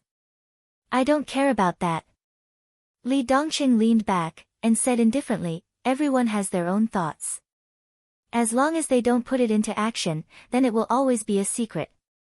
They can be dissatisfied, but they better not make me dissatisfied. If anyone dares to jump out, just kill them. Contact Jingzhe, and let him go to Navia and ask their king. Do they want to live to take over Rothschild's assets, or do they want to all die? I am willing to fulfill their wishes. Dong Qing smiled bitterly. Before she could open her mouth, a call that bypassed Sword Dynasty's systems suddenly lit up on the computer. It's Jingzhe. Dongqing picked it up. Princess Royal Highness, the computer did not light up, but an uneasy voice came from the other side of the computer. Jingzhe, what's the situation with Rothschild? Dongqing hid all her emotions, and asked calmly. Dynasty has already taken over Rothschild's headquarters. Most of the core members of the Rothschild family have been killed, but Jingzhe's voice became more and more uneasy. Dongqing could even imagine him wiping his cold sweat. Speak. Li Dongqing suddenly opened his mouth, and his tone was simple. Your Majesty, Jingzhe was slightly shocked, and his voice trembled. He hesitated, and said dryly, Your Majesty, I'm useless. I let Paul escape. Dongqing was a little surprised. Paul was the current patriarch of Rothschild, and was also an expert at the peak of the invincible realm. However, he had been seriously injured for many years, and it was impossible for him to be Jingzhe's opponent. Under such circumstances, he actually escaped. This was simply unbelievable. Li Dongqing was silent for a few seconds, and said indifferently, Trash. Yes, Your Majesty, please listen to my explanation. I don't need to explain. Li Dongqing said indifferently, I want to go to Beihai to bring back my mother's remains. Jingzhe, you have 3 days. After 3 days, either Paul dies, or you die. Do you understand? Jingzhe took a deep breath, and said in a deep voice, I understand. Li Dongqing made a sound of agreement. The call ended. The carriage fell into silence once again. Dongqing was dealing with the files on the computer, and she sent one order after another to all over the world. Go to Beihai first. Yes, Wang Jingxin wants to avoid me. The day before yesterday, he urgently visited Maple, and I insisted on seeing him. I have already informed the top management of Maple. By tomorrow at the latest, no matter what method they use, I want to see Wang Jingxin in Yuzhou. Li Dongqing shook his head. They should be sober now. For my enemies, they are only temporarily safe in Zhongzhou State. I am in Zhongzhou State, and the 160 dynasties are distributed all over the world. Where else can they hide? Dongqing was silent for a moment, and she was in a trance. At this moment, she suddenly thought of the legendary hostess of the Wang family of Beihai. Had she foreseen that this day would come? Maybe not. But from the year when Dongqing became the holy disciple of the Lin clan, she should have known that this matter was destined to not end peacefully. Her talent was not excellent. After her husband died, she turned herself into a monster. A large number of mechanical metals were implanted into her flesh and blood. Countless gene potions of the Wang family of Beihai were integrated into her body. She used all means, gave up all the superficial things, and forcibly turned herself into the combat capability of the peak of the invincible realm. Everything seemed to be just for self-protection, to protect her Beihai. But what was the use? She could see every development of the Sword Dynasty. Every growth of the Sword God was stepping on the hearts of the superpowers in the Dark World. The Lin clan protected him to enter the invincible realm under countless pressures and made countless sacrifices. All of these became the deepest hatred in Li Dongqing's heart. So from the very beginning, the Sword Dynasty was expanding in the craziest manner. From the very beginning, Li Dongqing's orders were mostly 4 words. Kill them all. The royal families of 2 countries. 2 retired presidents. Purgatory of Heaven Capital. Shadow Throne. Kunlun City. Heroes Club. Polar Ground Alliance. Men in Black. Countless strong enemies. His orders were always only 4 words. Kill them all. Their masters, their families, their friends' families, their friends' friends, anyone who had a little relationship with them, he killed them all. Under the will of the Sword God, the whole dynasty was like a hysterical beast venting its hatred, roaring and tearing up all the enemies. If this was a road of revenge, the Wang family of Beihai was undoubtedly the end. Another end. What else could he do besides killing the Wang family of Beihai? It's so pitiful, Dong Qingyu muttered to herself. They don't deserve pity. Li Dongqing said lightly, just like when our family was destroyed, when Grandpa was blown to death, when Grandma went crazy, when Aunt knelt down in prison because of brother, just like when you picked up trash to feed the two of us, sister. His calm eyes seemed to hide endless darkness and ice. Who pitied us? Yes. Dong Qingyu said softly, the Lin clan. Li Dongqing was silent for a long time. I'm sorry to master, but the Sword Dynasty didn't let the Lin clan down. The Lin clan had indeed sacrificed too much for him. His master had treated him unreservedly, and his master's son, the brilliant man who should have inherited the Lin clan and was like a father to Li Dongqing, had died in the hands of the enemy in order to protect him. For so many years, before the establishment of the Sword Dynasty, the Lin clan had been struggling almost every day. He was sorry to the man who had gradually become old. He could only try his best to compensate the Lin clan with the Sword Dynasty. They all deserve to die. Li Dongqing looked in the direction of Beihai. His voice was very soft. But it had the determination to tear the world apart. A black Rolls-Royce drove into the airport in the wind and snow. A silver private jet was waiting quietly in the airport. The Rolls-Royce drove directly into the plane. The private plane slowly took off, entered the high altitude, and quickly left Linpen. Li Dongqing ate something casually, then sat on the sofa, quietly looking at the sky outside the window. Most of the time, he seemed to be like this. He didn't know fatigue. In addition to fighting, there was only silence. It was a dull, almost dead silence. The flowing clouds outside the window kept moving backward. The sea of clouds was magnificent and floated outside the window. Li Dongqing quietly watched for a while and closed his eyes. It was already afternoon when the plane landed in Beihai. It was also snowing heavily in Beihai. The snow was like goose feathers fluttering in the wind. Compared with Linpen, the temperature in Xingzhou was lower, biting cold. Where are they? This group of bastards, how dare they, Your Highness Princess Royal, I killed them all. Why can't you contact them? They all want to die.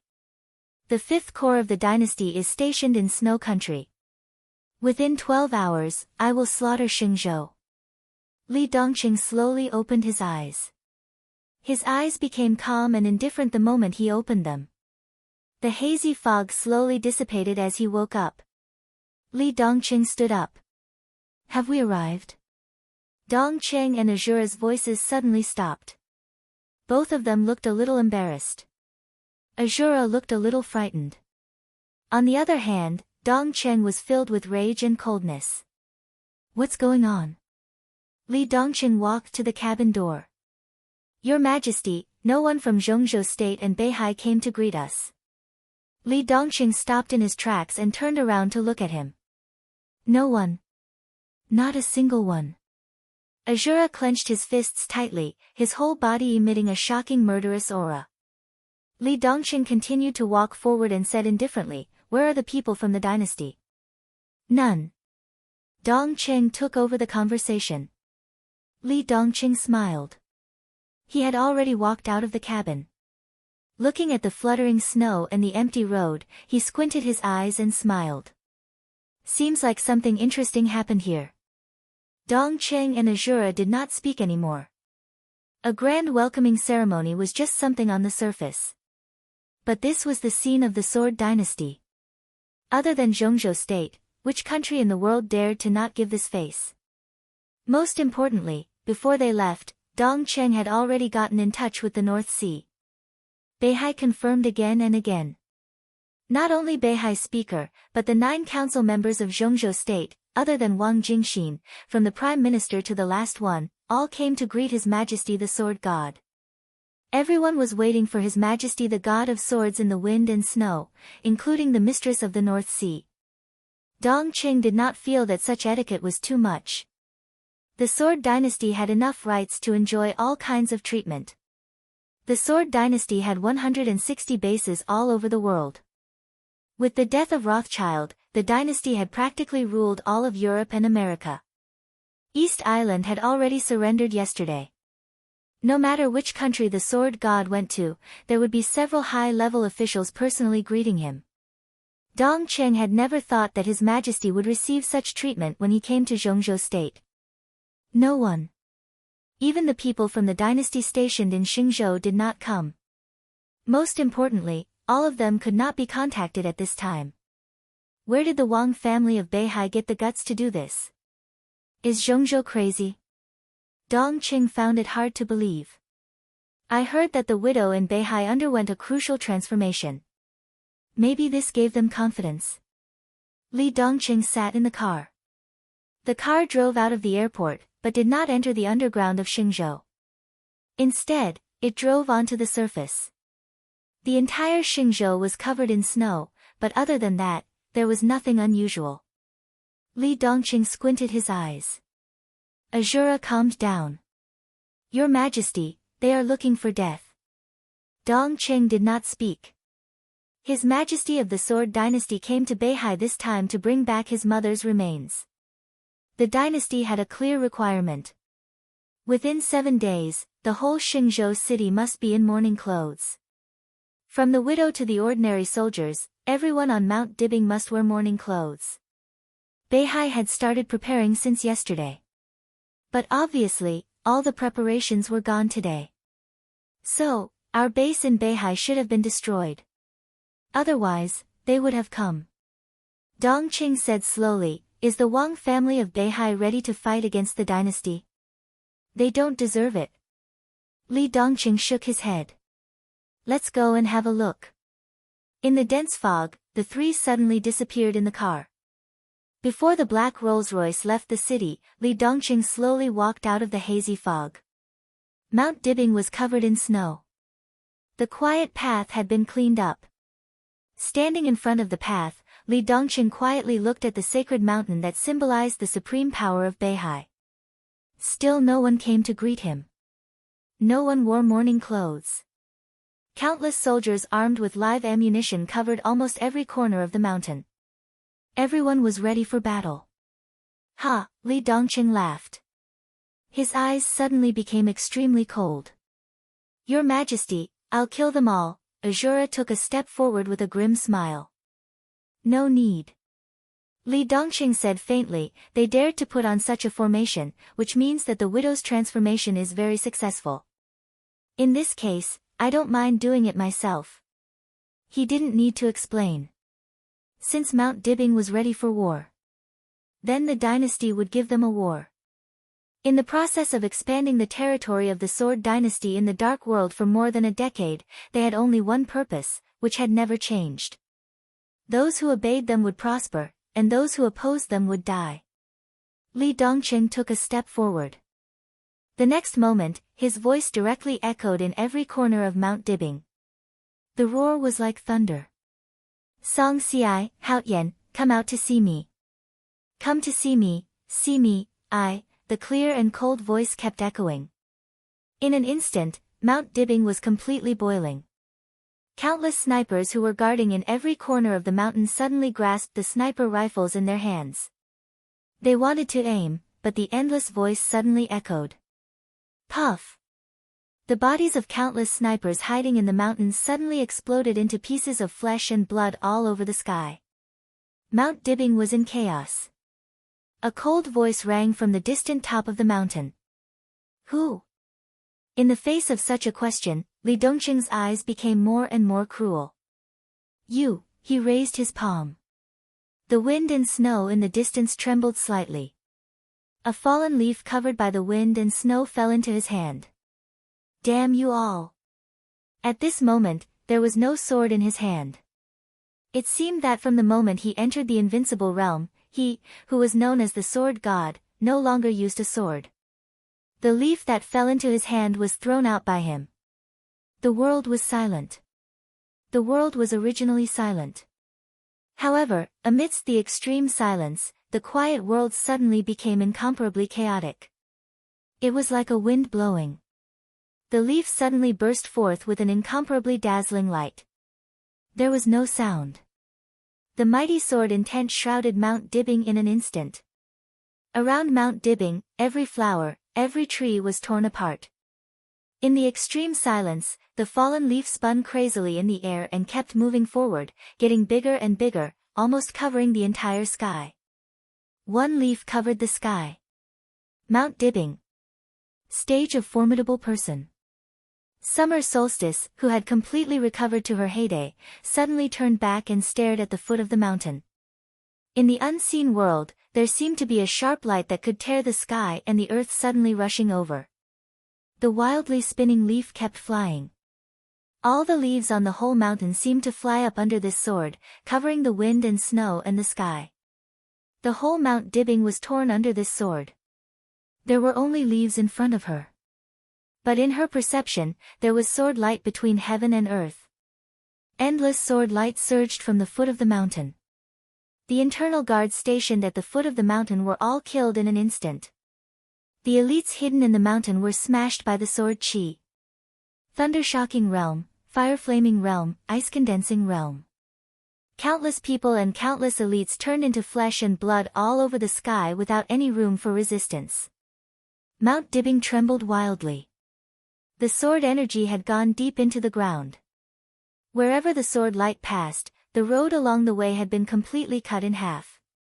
Several deep underground laboratories kept exploding under the pressure of the sword energy. The overwhelming leaves rushed to the top of the mountain. Every leaf was glowing. The gloomy sky was completely illuminated, as if it were daytime. The grand hall that had been built at the top of Mount Dibbing instantly turned into powder. Whether it was the strongest alloy or the trees, they were all torn like a piece of thin paper under the sword light. Mount Dibbing was completely torn apart. From the bottom to the top, it was torn into two peaks. The leaves that covered the sky were still surging and directly appeared in front of summer solstice. Buzz! The silver moon sword on the stone of formidable person seemed to feel its own threat. The body of the sword suddenly vibrated, driving the boulder below to suddenly rotate. The surging sword intent directly swept into the leaves. Compared with the leaves that covered the sky, the sword light of the silver moon was like a small river in front of the sea. There was no comparison. But as the sword light blended into the leaves, the entire mighty sword energy suddenly became extremely scattered. The sword intent that was condensed to the extreme suddenly seemed to have two wills. The mighty sword energy was madly weakened. One part was still rushing to summer solstice, while the other part crossed the sky and went straight into the deep sea. Boom! Nearly half of the power of the sword was directly diverted, and the sea surged crazily. Suddenly, a tsunami that was hundreds of meters tall appeared on the surface of the sea thousands of meters away. A small warship suddenly exploded under the sword will. In the fire that soared into the sky, the extremely sharp sword will lit up in the fallen leaves for a moment. It was like the light of the 6 paths of reincarnation, but it was instantly extinguished. Summer Solstice's body was thrown up by the surging sword light. Countless leaves penetrated her body. She was covered in blood and hit hard on the stone of formidable person. Her whole face was pale, and there was only fear in her eyes. She could not imagine the power of this sword. Even if it was only half of the sword's power, she was still seriously injured in an instant. Someone at the foot of the mountain seemed to make a sound. Li Dongqing took another step forward. His step directly crossed countless dead bodies. 1 step ago, he was still at the foot of the mountain. The next second, he had appeared directly on the stage of formidable person. Summer Solstice fell in front of the stone. She was covered in blood and her face was full of disbelief. She stared at the young man in front of her and said in a trembling voice, "Who are you?" Li Dongqing glanced at her. He only felt that she was a little familiar, but he could not remember where he had seen her. Besides Song Ci, when did the Wang family of Beihai have another expert at the peak of the invincible realm? He frowned and said blandly, "Li Dongqing of the Sword Dynasty. Who are you? Where is Song Ci?" Summer Solstice was a little confused. She did not know why he mentioned Song Ci. She took a deep breath and said, "I am Summer Solstice." The air suddenly became extremely quiet. Li Dongqing stood stiffly where he was. The silver moon sword suddenly left the stone of formidable person and fell into Li Dongqing's hand intimately. Li Dongqing was silent for a long time. He stroked the silver moon sword in his hand. After a long time, he said softly, "This is my father's sword. My father's sword intent." No wonder, Summer Solstice's pupils suddenly contracted for a moment, as if she was greatly stimulated.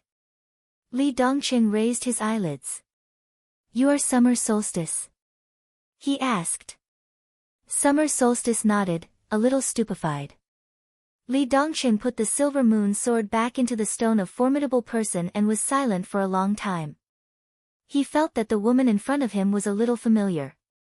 He felt that the name Summer Solstice was a little familiar. It was not until now that he remembered where he had heard the name. He raised his head and looked at the flying snow in the air. His eyes became a little confused. So, he stood on the stage of formidable person and asked, "Where am I now?" Chapter 746. Crack. With a clear cracking sound, the delicate teacup was broken into countless pieces in his hand. The sharp porcelain pierced into the flesh, and the warm tea mixed with some blood flowed down and dripped on the ground, making a subtle and dull sound. Li Guangtu quietly lowered his head and stared at the tea and blood in his hand, frowning. "What's wrong?" In a panicked voice, Phoenix, whose body had become very cumbersome, walked over cautiously and asked in a concerned voice. The news that she was pregnant was no longer a secret. It was 10 months old, and she was about to give birth. After Li Hong had died, she left Lin En and officially lived with deity. Li Guangtu quietly stared at his palm and was silent for a long time. Phoenix looked at him nervously and subconsciously touched her belly with both hands. The child's gender had been checked. It was a boy. Li Guangtu seemed to have been in a happy mood because of the news. But at this moment, Phoenix clearly saw an emotion on his face that she had never seen before. She couldn't tell what that emotion was. It was as if countless negative emotions were mixed together. It was faint, but it was clearly there. Hesitation, confusion, anger, incomprehension, and a little panic and inexplicable. "I don't know." Deity shook his hand. "It's just. I suddenly feel very bad." It was as if he was about to lose the most important thing in his life. He did not know what he was going to lose, but the feeling of losing something was so strong that he could clearly hear his heart beating faster and faster. The injuries that he had initially suppressed were showing signs of relapse again. Weakness and exhaustion gradually spread from his body to his brain. He took a deep breath and rubbed his forehead, feeling a little headache. "Let's stay here today. Don't leave," Li Guangtu said slowly. The premonition in his heart had become more and more intense, and it was still growing stronger. The feeling of losing something was clearly assaulting him. Li Guangtu didn't know why it was like this, but it was clear that the phoenix and the child in her belly were the most important things in his heart. Staying here would at least minimize the risk. Li Guangtu took a deep breath and suppressed the increasingly obvious feeling of irritation in his heart. He walked to the window and looked at the sunset outside. Their current location was Ross City in Tiannan. Ross City was located in the central area of Tiannan. To the north was Xianyuan City, and to the south was a city that had just been renamed, Burning City. Sandwiched between Xianyuan City and Burning City, this was the neutral city with the most complicated situation in the entire heavenly south. Li Guangtu had been in Luo City for nearly half a year. This was originally the headquarters of the Purgatory of Heaven capital in Tiannan. But over the past 6 months, all the superpowers had been infiltrating Luo City, and the most brazen ones were Zhongzhou State and East Island. The situation of the Purgatory of Heaven capital had become more and more delicate. Li Guangtu had not recovered from his serious injury. Daybreak had not recovered to its peak state since it was attacked half a year ago. The top officials of the Purgatory of Heaven capital had collectively moved from Heaven capital to Tiannan. Standing in this position, it didn't return to East Island, but it also didn't turn to Zhongzhou State. Without the support from the national level, and the highest combat capability was seriously injured, the influence of the Purgatory of Heaven capital was greatly weakened. Ross City was originally the territory of the Purgatory of Heaven capital. When the Purgatory of Heaven capital was first established, deity in his peak state once fought with Wang Tianzong here, which completely established the influence of the Purgatory of Heaven capital in Tiannan.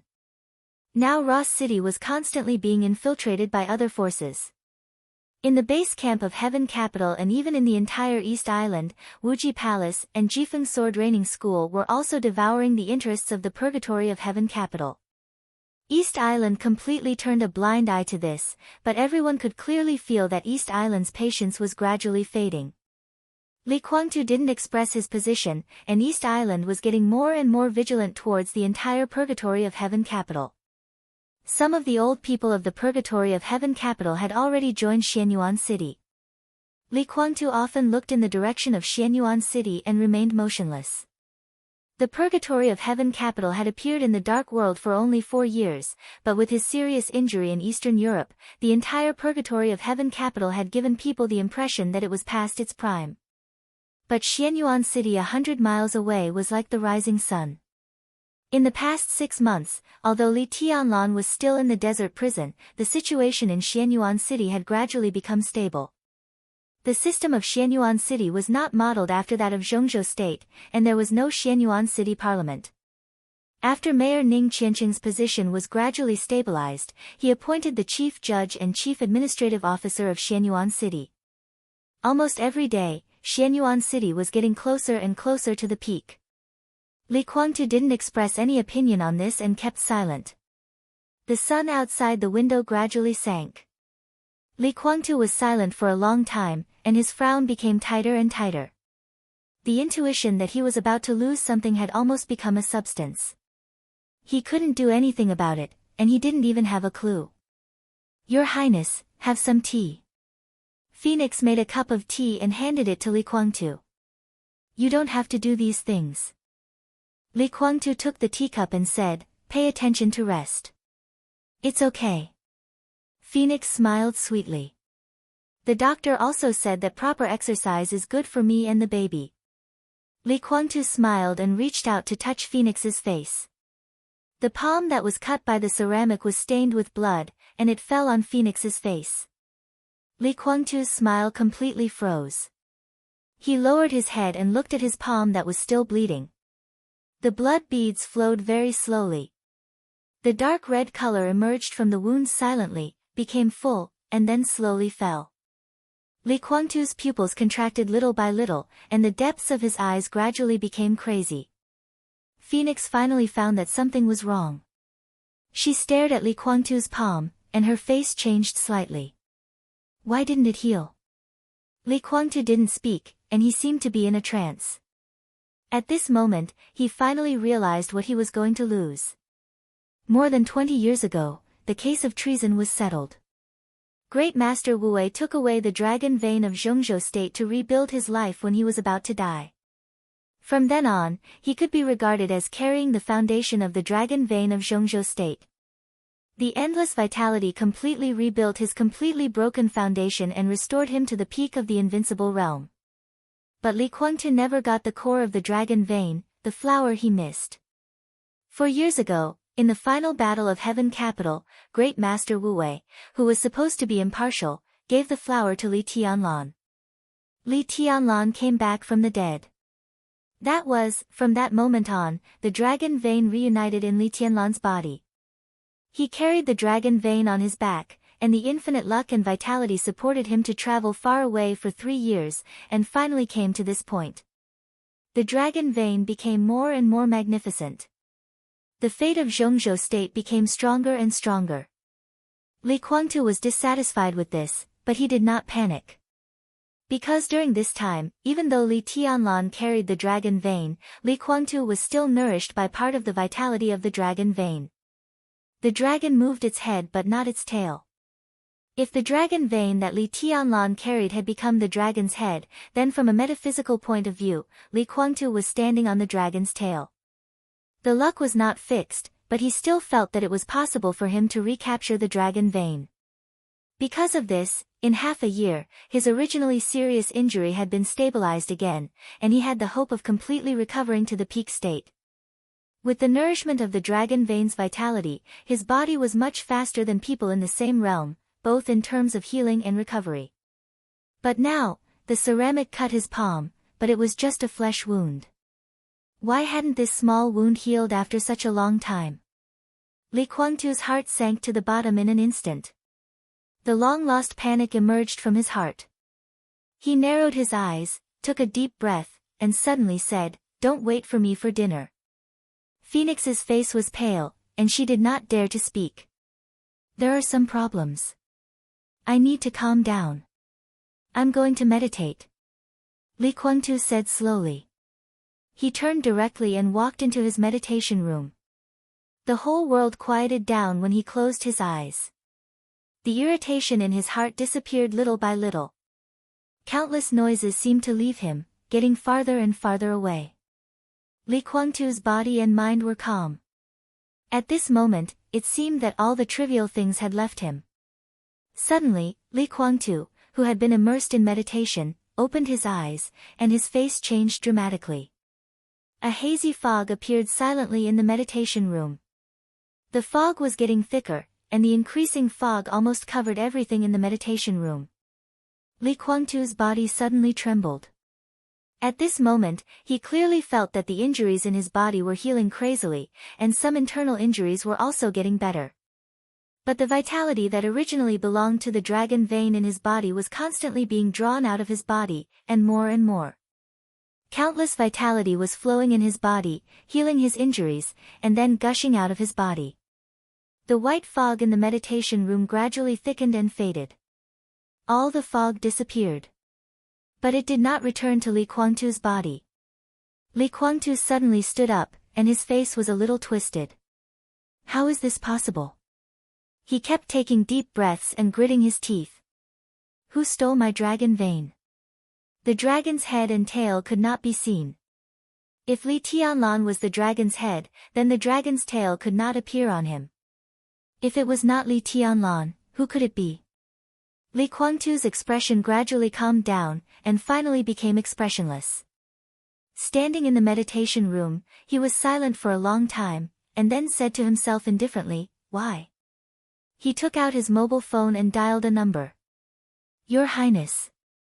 The phone was quickly connected, and Dawn's voice sounded. "I'll give you 3 days. No matter what, bring Xian Xuanzi of Zhongzhou State to me," Li Guangtu said expressionlessly. Xian Xuanzi was resting in the sanatorium. He woke up slowly. In the afternoon, the hazy winter sun shone through the window, quiet and warm. "You're awake." Saint's voice sounded. Xian Xuanzi opened his mouth, a little confused. There were still shooting stars in his pupils before he passed out. At this time, looking at the sunshine outside the window, he seemed a little dull. What happened? Xian Xuanzi was silent for a long time, and then asked slowly. "I should be the one asking you this." Saint's tone was extremely solemn. "What happened last night?" "Last night?" Xian Xuanzi asked back. "You've been in a coma for nearly 18 hours. Have you forgotten what happened last night?" Saint asked with a frown. Xian Xuanzi was silent for a while, then he smiled bitterly and said softly, "What did you see last night?" Saint was slightly stunned. His eyes were full of thoughts, and finally, they all turned into fear and dread. Xian Xuanzi looked at him quietly, without saying a word. "Sword light." After a long time, Saint finally gave his answer softly. At that moment last night, when he looked up at the starry sky, all he saw was sword light. Tens of thousands of sword lights cut through the sky like shooting stars, illuminating the night sky. They were incomparably gorgeous, but extremely dangerous. The sword light flew wantonly, and at that moment, it seemed to tear the world apart. Saint was already an expert of the invincible realm, but in the face of the overwhelming sword light, he didn't even have a chance to resist. At that moment, he was like a real nonentity, or a weak child facing an expert at the peak of the invincible realm. He didn't even have the desire to resist. It soared light, Xian Xuanzi said to himself. What about you? Saint suppressed the fear in his heart and asked, what did you see? That's luck. Xian Xuanzi said softly, the overwhelming luck and karma suddenly became chaotic. If it was in the eyes of ordinary people, it might be a shooting star. In different people's eyes, there are different scenes, but in the end, it's all karma. He paused and said softly, something is going to happen. It's already happened. Saint took a deep breath. When the president met Yi Dongxing last night, he suddenly fell into a coma without warning and hasn't woken up yet. Tianlan also fell into a coma in the desert prison. All the instruments have been used, but we can't find out what's going on. The nation's fate is in turmoil, and karma is intertwined. Those related to the nation's fate will definitely be affected. Xian Xuanzi said softly. When he spoke, his expression was calm, but there was a flash of complexity in his eyes. Intertwined karma. Saint frowned tightly. He didn't believe in the so-called karma and destiny, nor did he believe in the so-called metaphysics. He had seen great Master Wu Wei, and he was no stranger to Xian Xuanzi. Saint was very annoyed by this. He felt that these people were always mysterious and didn't speak human language, talking about things that he couldn't understand.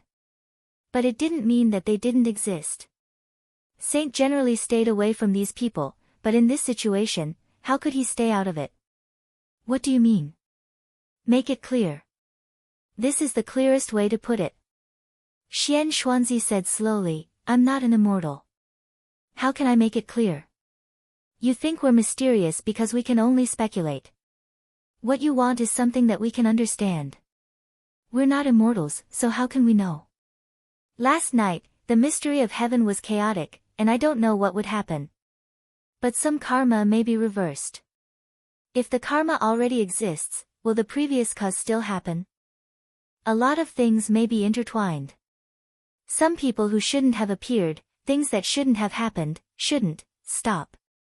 Saint had a splitting headache and said directly, I don't care about that. How can I wake Tianlan up? Xian Xuanzi thought for a while and said softly, the dragon vein hasn't changed, and Tianlan should be fine.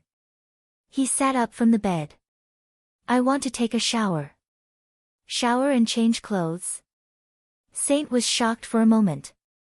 Just take a shower. Xian Xuanzi's mouth twitched and he walked into the bathroom of the ward. He took a quick shower and came out in less than half an hour. He wore a brand new Taoist robe, a snow-white horsetail whisk, and his dry long hair had been combed neatly. He looked like an immortal again. I want to see my daughter. Xian Xuanzi said. Saint spread out his hands. Go ahead. Xian Xuanzi nodded and turned to walk into another ward. Li Shi lay quietly on the bed, motionless. Xian Xuanzi sat beside her, reached out his hand, and stroked her hair with a trembling hand, without saying a word. What are you thinking about? Saint came in and asked. I'm thinking about her daughter. Xian Xuanzi looked at Li Shi with kind eyes and murmured. Kunlun City is now closed, and we can't see her. Saint was silent for a while and said slowly. Xian Xuanzi's voice fell silent. The sunlight slowly shifted in the sky. After a long time, Xian Xuanzi smiled and said, let's take a photo together. Saint looked at his smile and seemed to understand something. He found a camera and took a photo of the father and daughter seriously. Xian Xuanzi took a deep look at Li Shi, stood up, and said, arrange a helicopter. I'm going to the desert. Saint nodded and replied, yes. Xian Xuanzi left the ward, slowly went downstairs, slowly walked out of the inpatient building, came to the door, and waited silently. The sound of the helicopter whistling was faint, getting closer and closer. A monk, who looked a little tired, came from a distance. Xian Xuanzi took a few steps forward and took the small box with a flower on it from the monk. The helicopter gradually rose in the afternoon sunlight and flew to the desert. Body temperature is normal. Heartbeat is a little slow, but very powerful. Combined with the physical strength of His Highness, heartbeat is normal. Blood pressure is normal, and no virus is found in the blood. His Highness has no wound, and he is very healthy.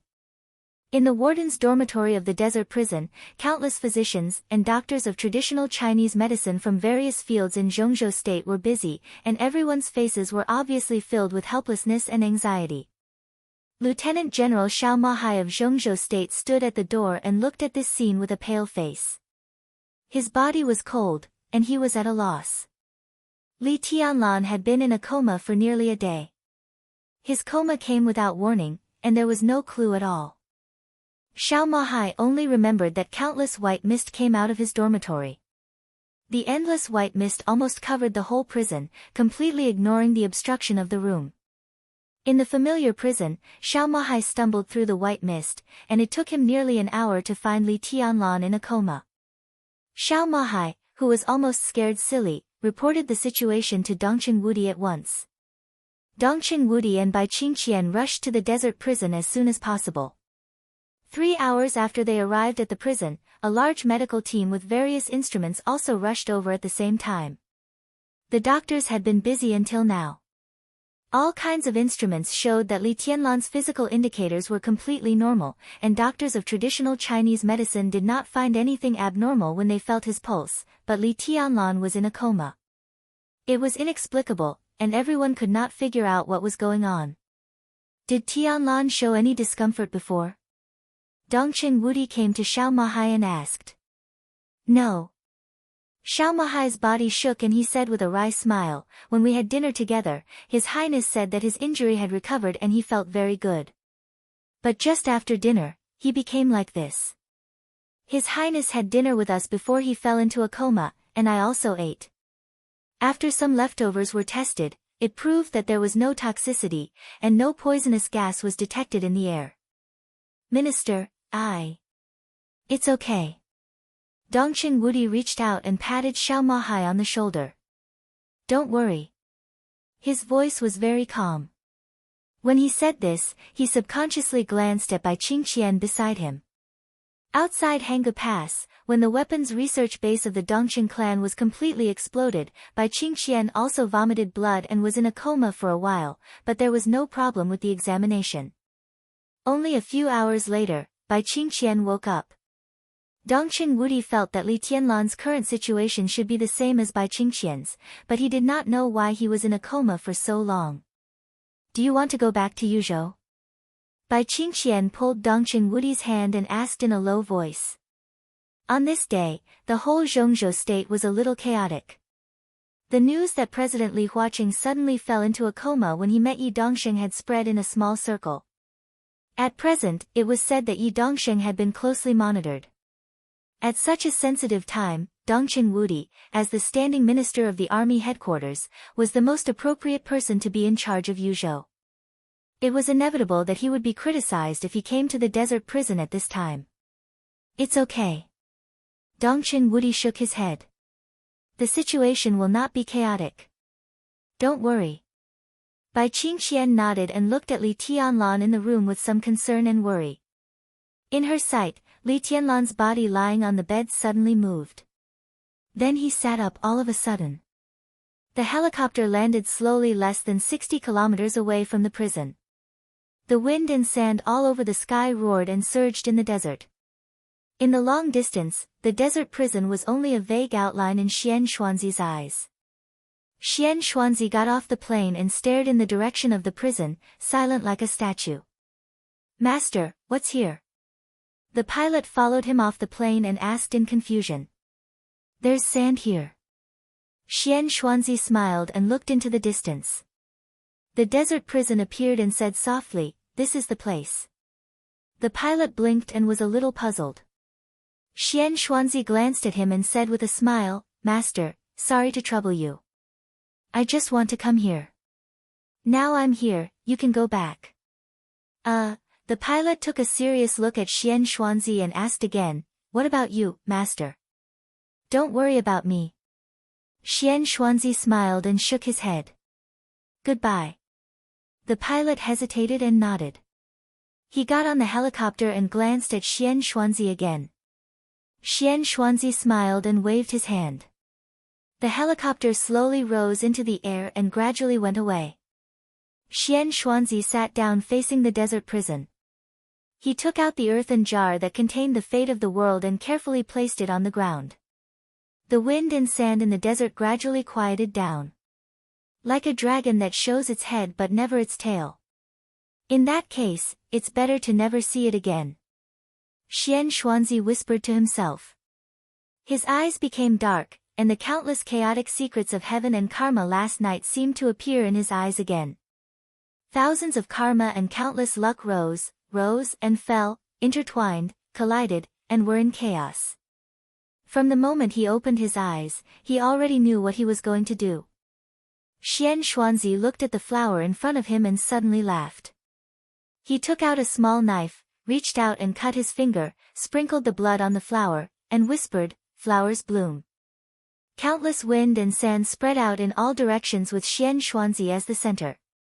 The fate of the world, which looked extremely weak and delicate and could not withstand the dryness of the desert and the sun, kept trembling. It grew bigger and bloomed at a speed visible to the naked eye. Xian Xuanzi watched this scene quietly.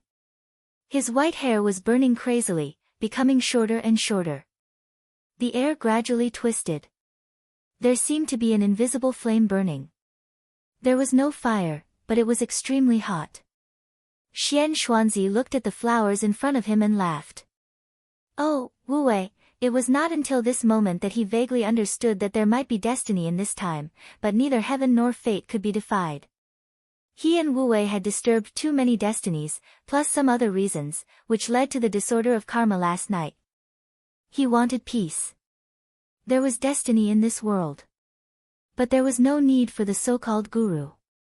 The fate of the world kept blooming in front of him. A patch of green appeared in the desert, and a large number of flowers kept blooming. Xian Xuanzi's whole body seemed to be burning in an invisible flame. Before his consciousness returned to the darkness, he closed his eyes and whispered, "Flowers fade." The setting sun of the dusk completely fell. At the moment when day and night alternated, a large number of flowers quickly withered. The wind blew in the desert at night. The wind and sand were rolling and whistling. The fate of the world had disappeared. The flowers completely withered. Everything returned to silence. Xian Xuanzi, flowers, green grass, all disappeared, and there was no trace of their existence. At this moment, Li Tianlan opened his eyes. Li Huaqing raised his palm. Li Guangtu, who was still in Tiannan, found the white mist in the meditation room. On Mount Dibing, countless white mist from the south poured into Li Dongqing's body. Similarly, countless white mist floated out and rushed to the desert. The dragon moved its head but not its tail. They would never see each other if they were not supposed to. In the desert and on Mount Dibing, the two people who carried the dragon vein seemed to be completely intertwined. The fate of the world flowers bloomed and fell. At this moment, there was no dragon tail, no dragon head. Both of them carried the complete dragon vein, but they were different dragon veins. Li Dongqing slowly lowered his head. Are you really summer solstice? He didn't know summer solstice, or he had never seen summer solstice in person. He knew summer solstice, but what he saw before was the tombstone and the portrait. Your name is Li Dongqing. Summer solstice endured the pain in her body, and her face became paler. She had never seen Li Dongqing. Li Dongqing didn't answer. He just looked at Beihai in the distance and took a deep breath. At this moment, he finally understood why he couldn't contact the people of the Sword Dynasty in Beihai, and finally understood why no one greeted him at the airport. Too many inconceivable doubts turned into a faint surprise. He laughed. Why am I here? Summer solstice took a deep breath. The sword god of the Sword Dynasty in front of her might only be inconceivable, but in her heart, there was only horror. Like the stormy waves on the surface of Beihai in a storm, the huge shock and disbelief constantly impacted her cognition. Li Dongqing stood in front of her, real and not fake. Mount Dibing was split in half by a sword. Summer solstice couldn't explain this power. She had never thought that someone could be so powerful. Li Dongqing glanced at her. There was some eagerness in his eyes. He didn't know why he came here, but he knew that he might be able to see the person he met. Li Dongqing waved his hand. The white mist surged. Azura and Dongqing instantly crossed Mount Dibing and appeared in front of him. Li Dongqing glanced at summer solstice. If you are summer solstice, then Wang Tianzong should also be here. His voice was indifferent and cold. No matter where he is, ask him to come back. I will take his head before dawn. In the hazy mist, Li Dongqing walked in. The three disappeared instantly. A gust of wind blew over Mount Dibing. Snowflakes fluttered, and the air was bone-chilling. The white mist was mighty, covering the surface of Beihai from the stage of formidable person instantly. Dongqing heard the sound of waves. The sound of water went away, getting farther and farther. Her feet stepped on the ground, and she looked at the picture in front of her. Where is this? Liaodong Provincial Government. Li Dongqing said.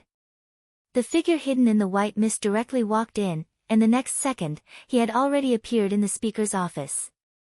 He reached out his hand. Before he knocked on the door was opened. The speaker, who was in a hurry to go out, walked out of the office. The moment he saw Li Dongqing, he blinked, and his face suddenly changed. Then he showed a humble smile. Your Majesty, you, Li Dongqing's heart suddenly sank. You know me? He took a deep breath and said slowly. Without waiting for the other party to answer, he had directly turned around. The white mist was faintly discernible. Azura and Dongqing were wrapped in the white mist without any power to resist, and they crazily moved forward. Vaguely, Dongqing saw the snow mountain. The snow-white scene flashed away. The sea was already under their feet, and the waves were instantly far away. The road was crazily retreating, and the night view of the city and the desolation of the parish were constantly flashing. Dongqing didn't know how long it had been. The night seemed to be still, but it also seemed to be late at night. Li Dongqing stopped. A somewhat dilapidated ancestral hall appeared in front of the two. Dongqing didn't ask where it was. She knew very well where it was. Luojing, Zhongyuan. The ancestral hall of the Dongqing clan. Li Dongqing's eyes became more and more indifferent.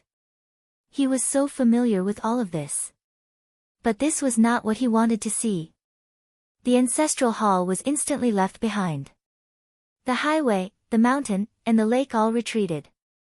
Dongqing grabbed Li Dongqing's sleeve in a daze. The wind blew through the white mist. In front of them was already a desert. The prison was lit. Li Dongqing walked out of the white weapon. The harsh alarm sounded in an instant. Dongqing didn't react at all. The sky full of lasers and artillery fire had directly covered every corner of the surrounding dozens of kilometers. Azura's expression changed dramatically. Such violent artillery fire, even if he was a super master who was about to break through the peak of the invincible realm, he couldn't bear it. Get out of here. Li Dongqing took a step forward, and in an instant, a vast sword aura suddenly burst out like an ocean. The surging sword light almost lifted the entire desert, and the powerful sword will tore the surface of the earth, penetrating deep into the ground. In the violent explosion, the two military bases located underground in the desert prison suddenly exploded, and the entire desert was shaking. The violent sound had already alerted the warden of the desert prison. Countless guards and wardens rushed out. The moment they saw Li Dongqing, their faces changed dramatically and they knelt down directly. Li Dongqing's expression was expressionless. He looked at the crowd kneeling in front of him and asked, "Do you know me, too?" "Your Majesty, this, I don't know." The warden was trembling all over and was already incoherent. "Why do you want to know me? Why? Why do you know me?" Li Dongqing suddenly raised his eyebrows. The sword qi, which was as powerful as a mountain and as mighty as a tsunami, suddenly rushed out in his extreme rage. The warden, the guards, and the entire prison directly turned into pieces the moment they came into contact with the sword energy. The prison that held countless prisoners turned into ruins, and everything around it became a dead zone. Li Dongqing narrowed his eyes, and his aura became more and more crazy. Dongqing, what's wrong? Dongcheng's face was pale. She rarely saw Li Dongqing in this state, or even never saw him like this. Li Dongqing was silent for a long time. His voice seemed to be squeezed out from his teeth. We are back. It was like he didn't know why he went back. He didn't know why they came back. But he still had too many people he hadn't seen. Too many people he wanted to kill were not killed. Li Dongqing closed his eyes and whispered, I want to see them, even if it's just a glance.